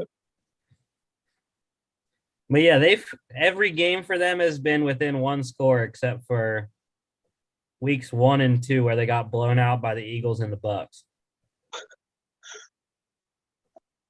Yeah, I mean, I think that week 1 Eagles game was kind of a fluke. No, it wasn't. But yeah, I mean, I've been relatively rolling with the Falcons, especially of late. Yes, their defense is still bad, but I think that their offense is finally clicking the way it was supposed to. Plus, on the other side of the ball for the Panthers, I still don't believe in their offense without Christian McCaffrey. We obviously saw last week what happened against the Giants, who have a decent defense, but still they got destroyed by the Giants last week. Again, I know that there was probably that whole other underlying storyline with Darnold's return to MetLife or whatever that probably was in his head a little bit, but still. This might just be me hating on Darnold because I'm still a frustrated Jets fan. But I still don't believe in him. I think it'll be close for one because it's a divisional matchup.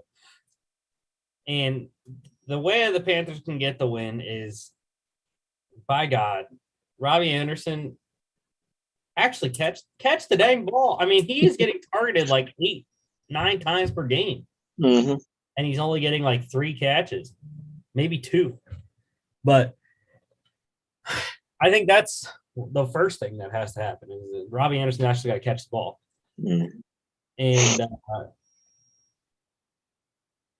for 2, I think it matches up. I think the Panthers defense actually matches up relatively well with what the Falcons do on offense.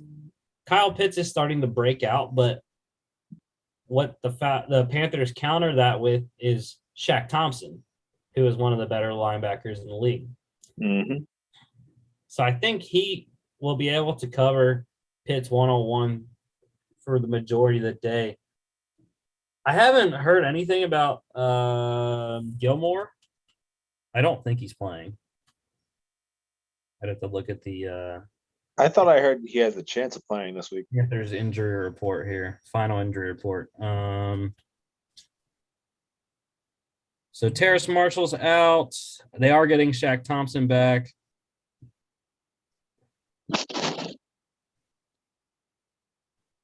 CJ Henderson is questionable.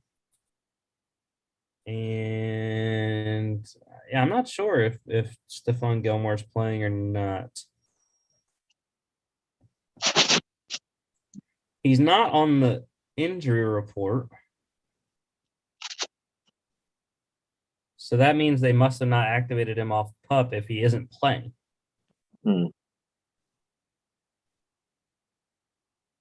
But if he's not on the injury report and he's off PUP, that'd be a plus. Match him up against Calvin Ridley.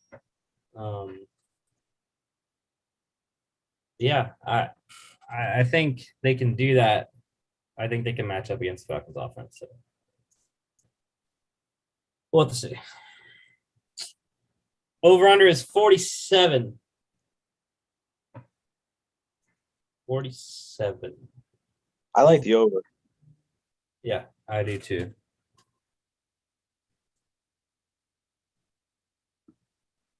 Dolphins at the Bills, all on Buffalo. Go Buffalo. Go Buffalo. Yeah.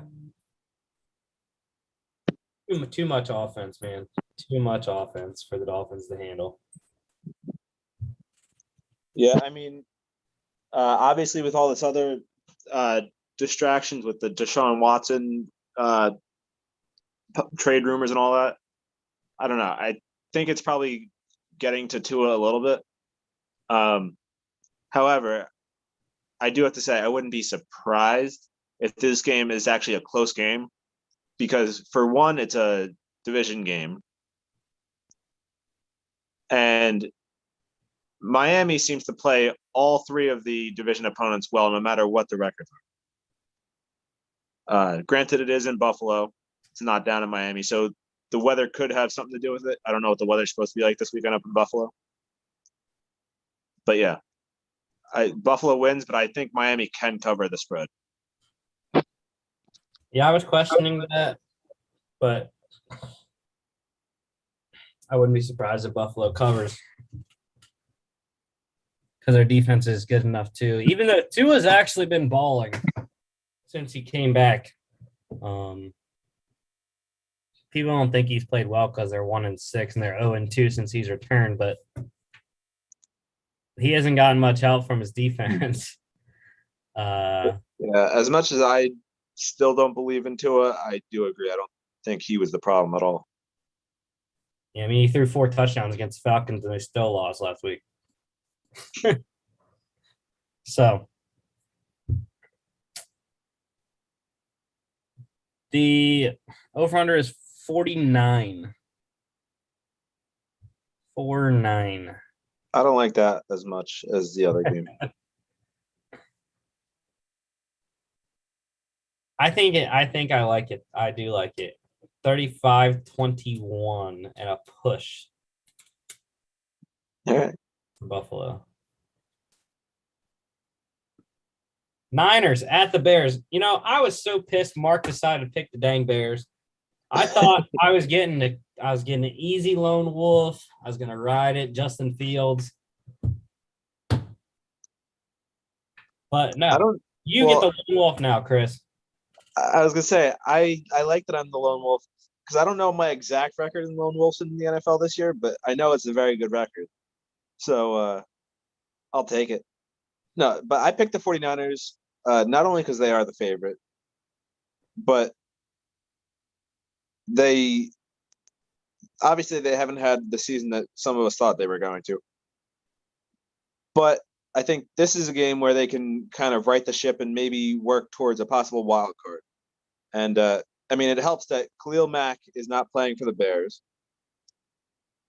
And Justin Fields is still a rookie quarterback. This is only his, second or third start in the NFL? I'm not sure. Third?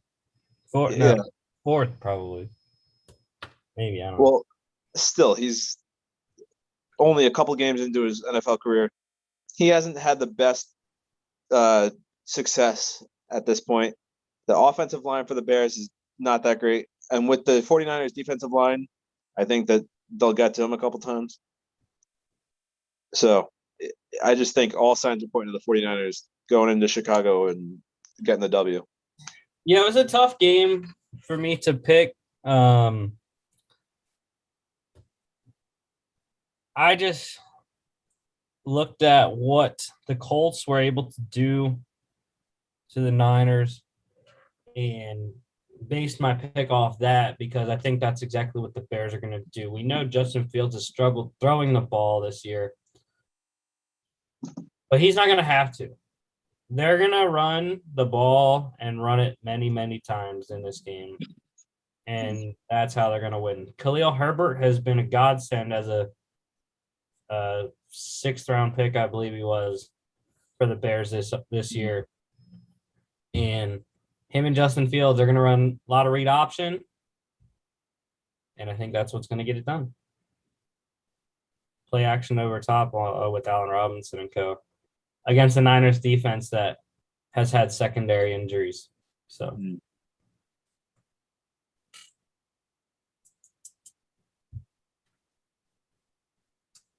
Over-under is 40.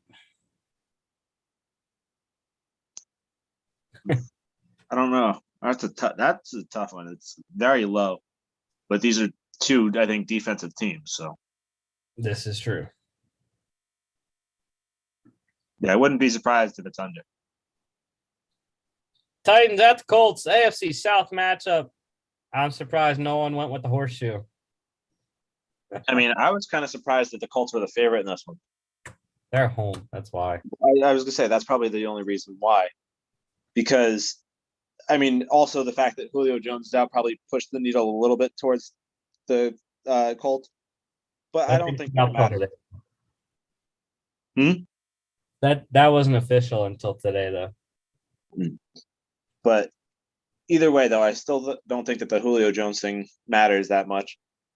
I mean, they're 5-2 record. They didn't have him already for a few games this season.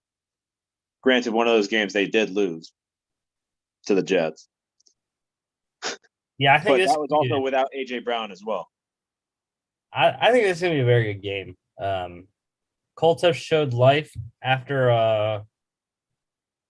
was it a 1-4 start? Yeah. But the Titans are hot, man. I mean, beating two of the presumed top contenders, even though the Chiefs are now at the bottom of the AFC West right now. But beating Buffalo, I think, was a big boost, even though they shouldn't have won that game. Not getting over it yet. But yeah, I think it's gonna be a really good game and gonna be a close one. It's the battle of the running backs in this one. Two of the best running backs in the league. The reason that was one of the reasons why I took the Titans, not for Derrick Henry, but against Jonathan Taylor. Even though I have him in fantasy, I need him to do well. I think the Tennessee run defense has played very well, limiting Darrell Williams last week. I thought they did a really good job on that. So.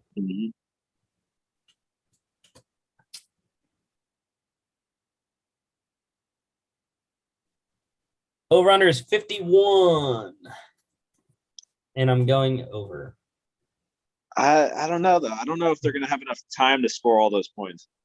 Because, like I said, it's going to be a really run-heavy game. And I know Derrick Henry can break off a 75-yard run like it's nothing. But still. But we saw on Sunday night, anyways, the Colts downfield passing game that they like to do. Titans also have that ability off play action too with AJ Brown. So yeah. Here we go, Chris. Bengals at the Jets. Joe Burrow versus Mike White. See, Flacco. Maybe it's just me being a Jets fan, but I feel like this is the epitome of a trap game for the Bengals. No. Like they're overlooking the Jets so much that maybe the Jets actually have a chance. But no, I can't go against Joe Burrow and Jamar Chase. And yeah, I can't support Mike White. All right. I just wanted to make sure I knew where Mike White went to college because I had no idea. Western Kentucky. I do kind of remember him being there. But yeah, no. Mike White's not going to be able to get it done. Well, like I said in the segment earlier, I wouldn't be surprised if Mike White doesn't even last the entire game. That would be – I don't think it matters if Flacco plays or not. Because if Flacco comes in mid-game, I think it's the same result. If Flacco started the game, now maybe it's the Jets covered and still lose, but they covered. Awesome. But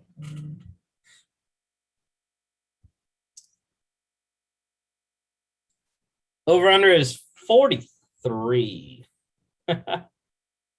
Patriots scored 54 on them last week. Yeah, and the Jets scored 13. So And I mean, the think that- Bengals offense is better than the Patriots. yeah, I mean, I think that it definitely hits the over, but I think that it'll need both teams to do that. I don't think that the Bengals do it on their own. How about a 1 point over? 31-13. All right. Are you happy with 13 points, Chris? If it's 2 touchdowns, that's fine. If it's a touchdown and 2 field goals, I don't think so.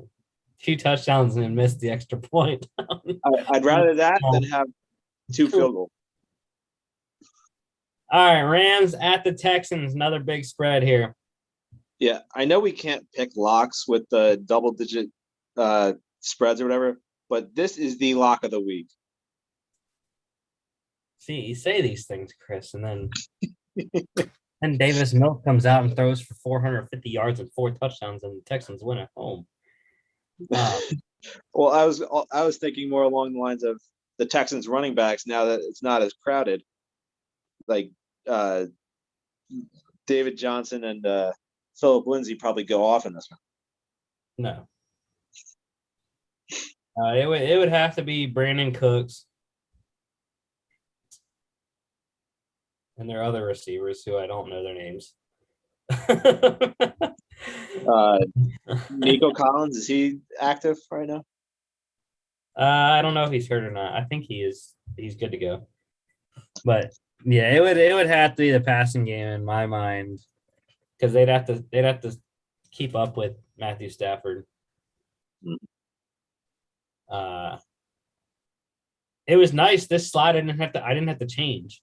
I just had to put the Texans logo in and move the Rams logo to the left because this was the Lions Rams game slide from last week. So it was fine. We already had all 3 of the Rams logos under us, and it was great. Over under is 47 though. It's another one that I kind of like the over. The Texans have been sneaky about covering spreads this year, even though they got railed by Arizona last week. They might get railed again, but I don't feel as confident in this one as I did the Bucks Bears game last week, where I told you it was going to be just an annihilation like it was. I don't feel as confident saying this one because the Rams, we saw them play down to the Lions last week. Yeah, it seems like they do that. So I wouldn't be surprised if the Texans do score some points on this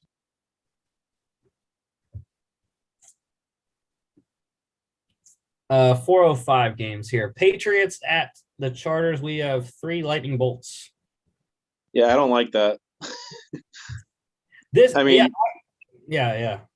I mean, I was gonna say it is in LA, so the Patriots do have to travel cross country, but they are coming off that historic destruction of the Jets, so they're probably still flying high from that. And the Chargers, I don't know. The Chargers have looked good at times, and they've also looked pretty bad. Like, yeah, that was the last week. That was 2 weeks ago against the Ravens. Yeah. I mean, and it also depends on if Austin Eckler is able to go too. If he's able to go, I think it's an easy Chargers win. But if he can't, then I think it'll be a little bit more difficult.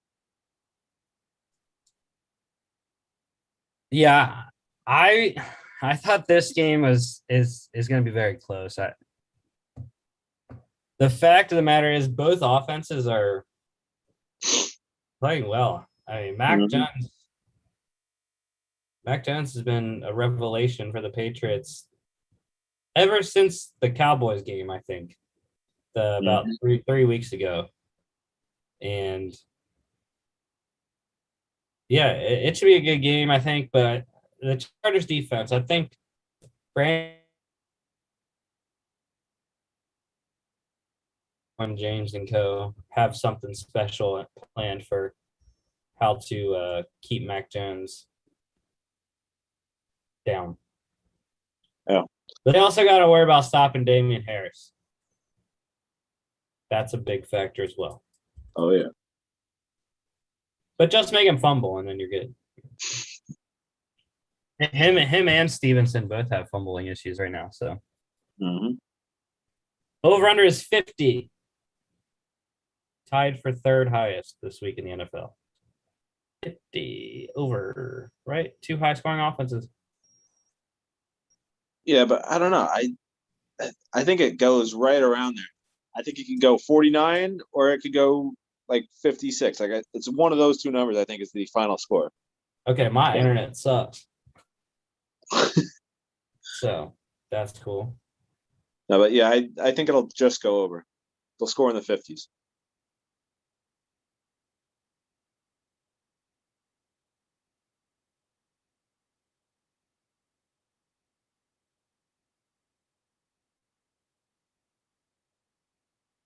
Zoom kicked us off. That's the first time this happened. That's great.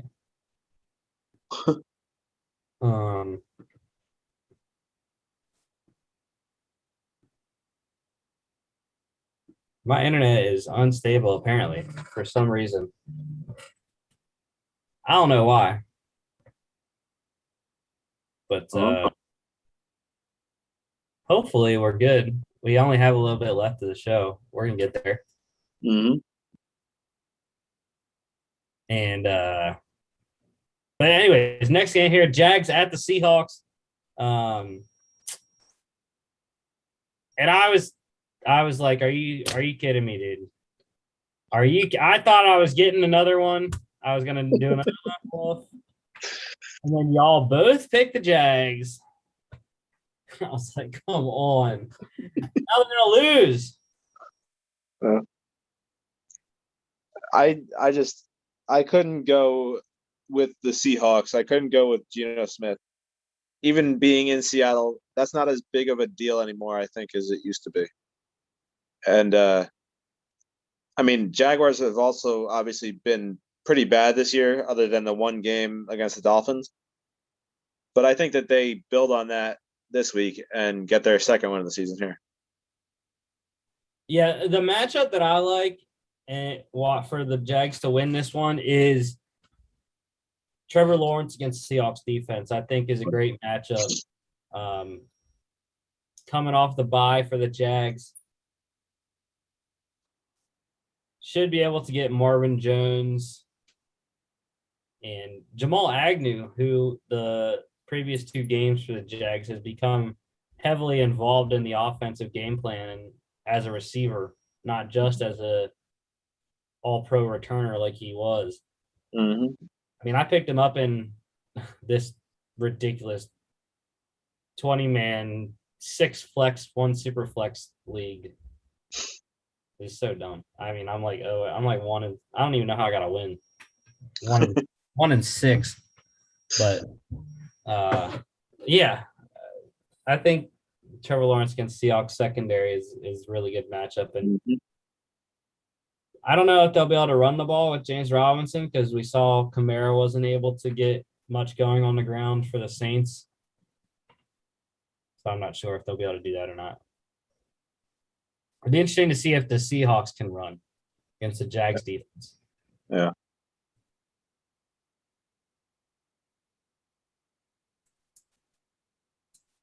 Over under is 44. Nope. I mean, I think the Jags can score a couple touchdowns, but I don't think the Seahawks can score that much. I think it'll be in the 30s probably.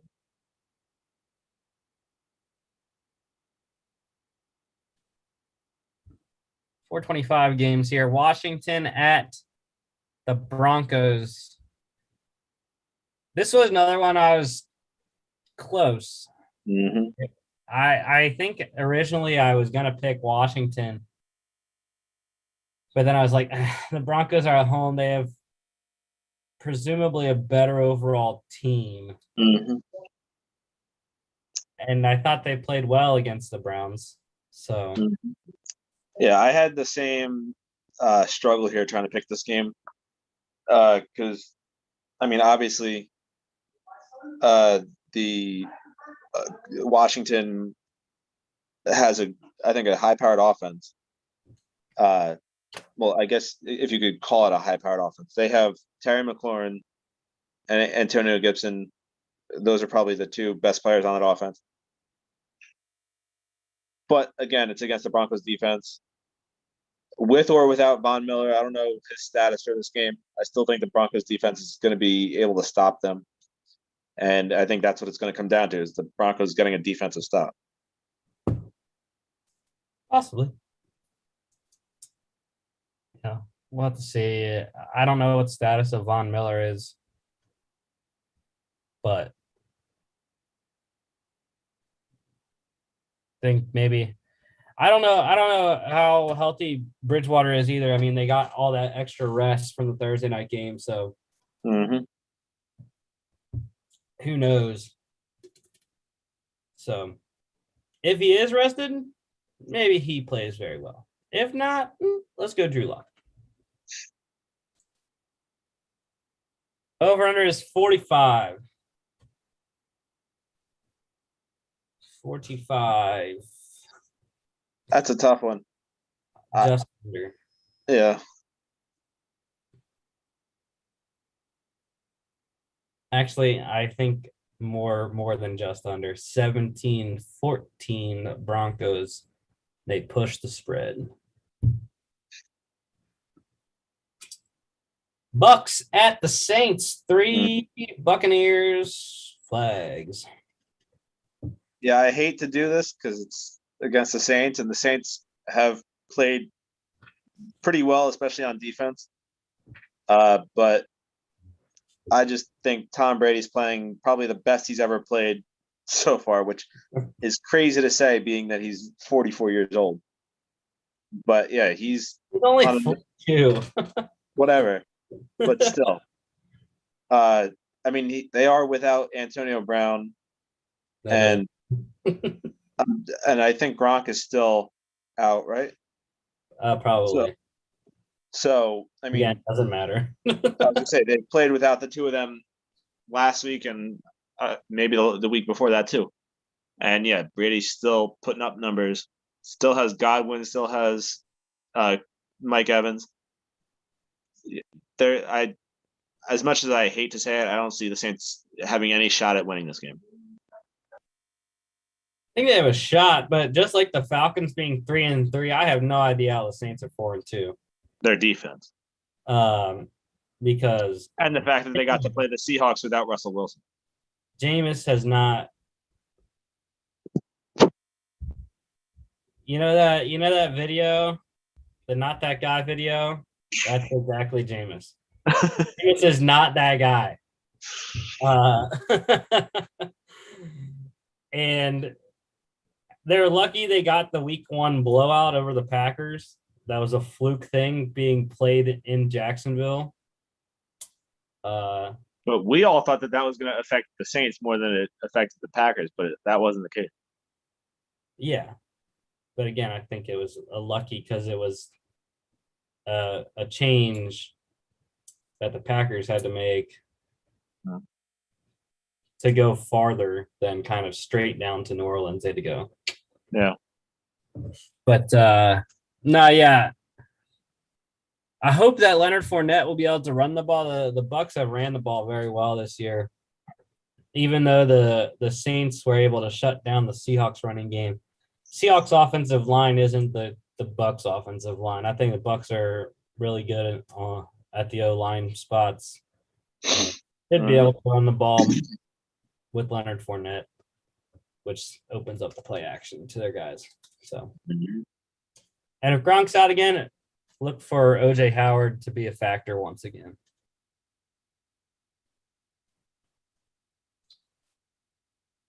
Over under is 50. It's pretty big. Yeah, I don't know. I don't think it gets that. I don't think the Saints offense can score enough. Especially because they'll have a man named Devin White covering Kamara out of the backfield. Not slow Bobby Wagner. Even though I think Jordan Brooks might have been covering him a lot who's younger and faster, but He's not. not He's not that Devin great. White. He's Yeah. not Devin White. All right, Sunday Night Football here, but Cowboys at the Vikings. I was surprised to know that the Vikings are a 3-point favorite here. It's because of the uncertainty of Dak, probably. Probably also that it's in Minneapolis. But we are all on the stars. That means Vikings are going to win. Dalvin Cook, Kirk Cousins, and co. Yeah, I don't know. I don't think it matters all that much if Dak plays or not. Obviously, I think if Dak plays, it's a no-brainer. I think Cowboys win. But I still think even if Cooper Rush ends up being the starter, I think that the Cowboys offense is high-powered enough, especially if they can get Zeke going. That'll open up the passing game for for the other guys. But yeah, I think it's going to be a shootout of a game because I think both offenses are pretty high-powered and the defenses are decent, but they're not the best. I don't think the Vikings defense is decent. Not against the offense that the Cowboys have. That's why I like that. I like the Zeke matchup. In our dynasty league, I've been contemplating playing Amari Cooper because he's had not the greatest of weeks, since he had a 38-point week 1. He's still been in double digits almost every single week, I believe. Mm-hmm. Yes, no. Weeks 2 and 3 were terrible, but 15, 15, and 10 the last 3 weeks. But I just couldn't I couldn't find a spot for him. Robert Woods, AJ Brown in my receiver slots, and then my 3 flex are Swift, Deontay Johnson, and Stephon Diggs. So couldn't find a matchup for him in there. Unfortunately, I hope he doesn't go off. But yeah, I don't like the Vikings defense against Cowboys offense. Cowboys defense has far outplayed their expectations coming in. Mm-hmm. Question is, does Trayvon Diggs get another pick? Well, I don't know what was wrong with him, but I saw he was also on the injury report as questionable. So I don't know. He has 7 interceptions through 6 games, so over-under is the highest of the weekend, 53. And we like the over, right, Chris? Shooting the over button. I wouldn't be surprised if it gets into the 70s, especially if Dak plays. Dude, I always forget to do this. But before I get to my best bets, the differences in the games for the standings for college last week. Mark lone wolfed Utah State and got it right. Mm-hmm. He also lone wolfed Iowa State and got it right. And then he lone wolfed Utah and got it wrong. You lone wolfed Army and lost. You also lone wolfed Texas Tech and lost. You lone wolfed Boston College and lost. And then you did get one right, though. You lone wolfed Fresno State. And then I got my only lone wolf right with Northern Illinois. Yeah, the lone wolves are what killed me in college last week, which is why I fell down into the middle of the standings. But hey, that's what happens. And then last week, NFL, you had the only 2 lone wolves. You got them both right, Atlanta and Vegas. So I like it. All right, best bets this week. Last week, I went 1 and 2 again. Lost with the Panthers -3 at the Giants. Lost with the Chiefs -4.5 at the Titans. But I did get the Bucks -12.5 against the Bears. So here are the 3 that I got this week. We're 10 and 14 overall. I'm rolling with us on the Titans +2.5 at the Colts. Really like that one there. Bengals, sorry, Chris. I'm taking the points with Joe Burrow at MetLife. -10.5 against the Jets. And then game we just talked about, Cowboys plus 2.5 at the Vikings. I like that one as well. Yeah.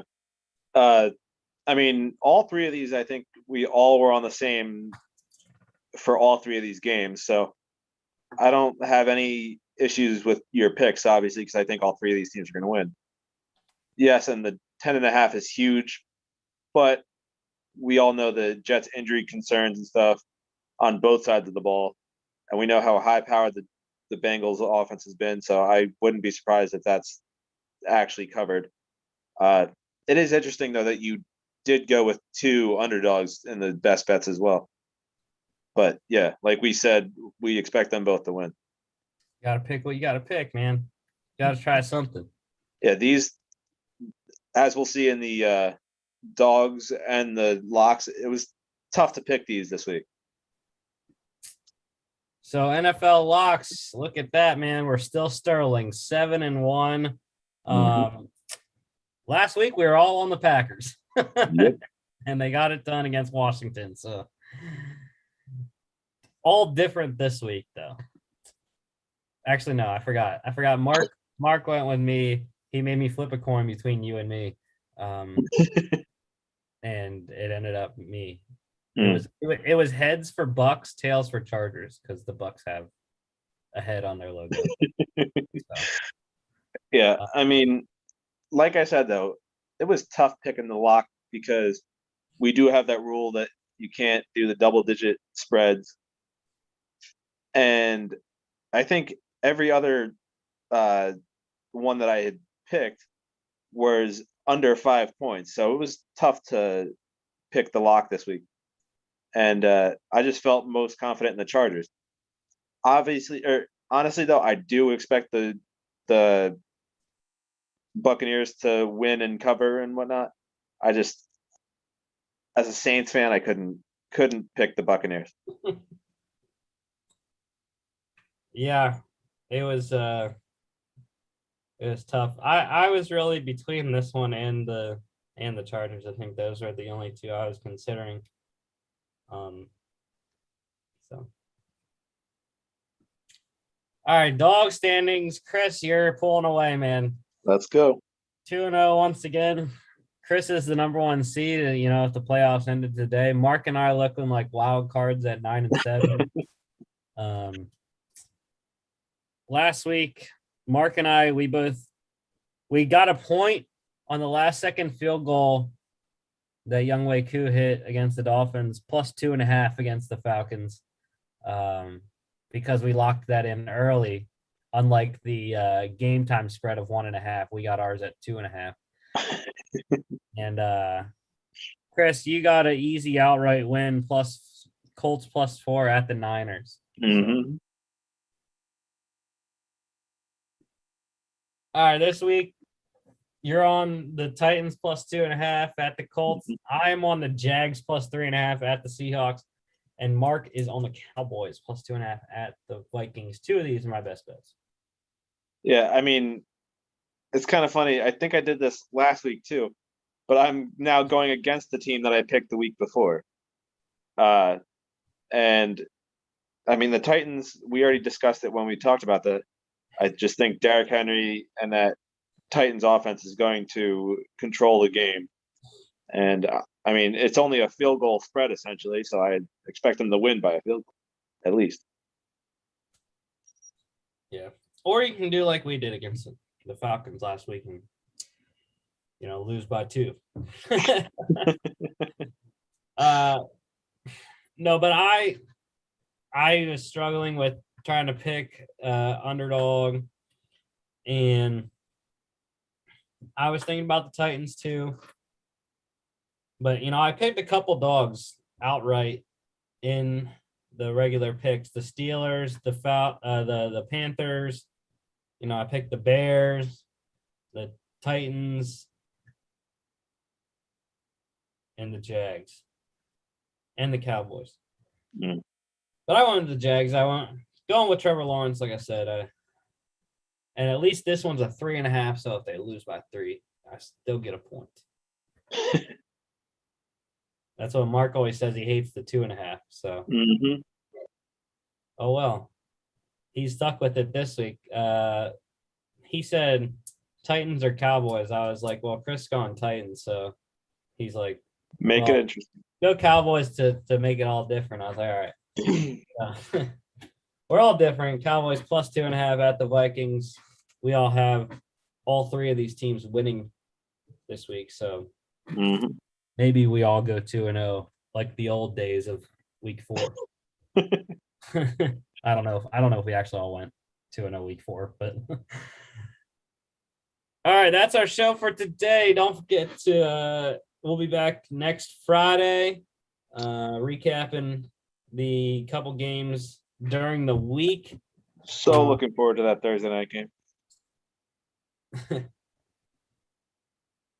We'll be talking about the Monday night game, Giants at the Chiefs. I'm excited to talk about that one on Monday.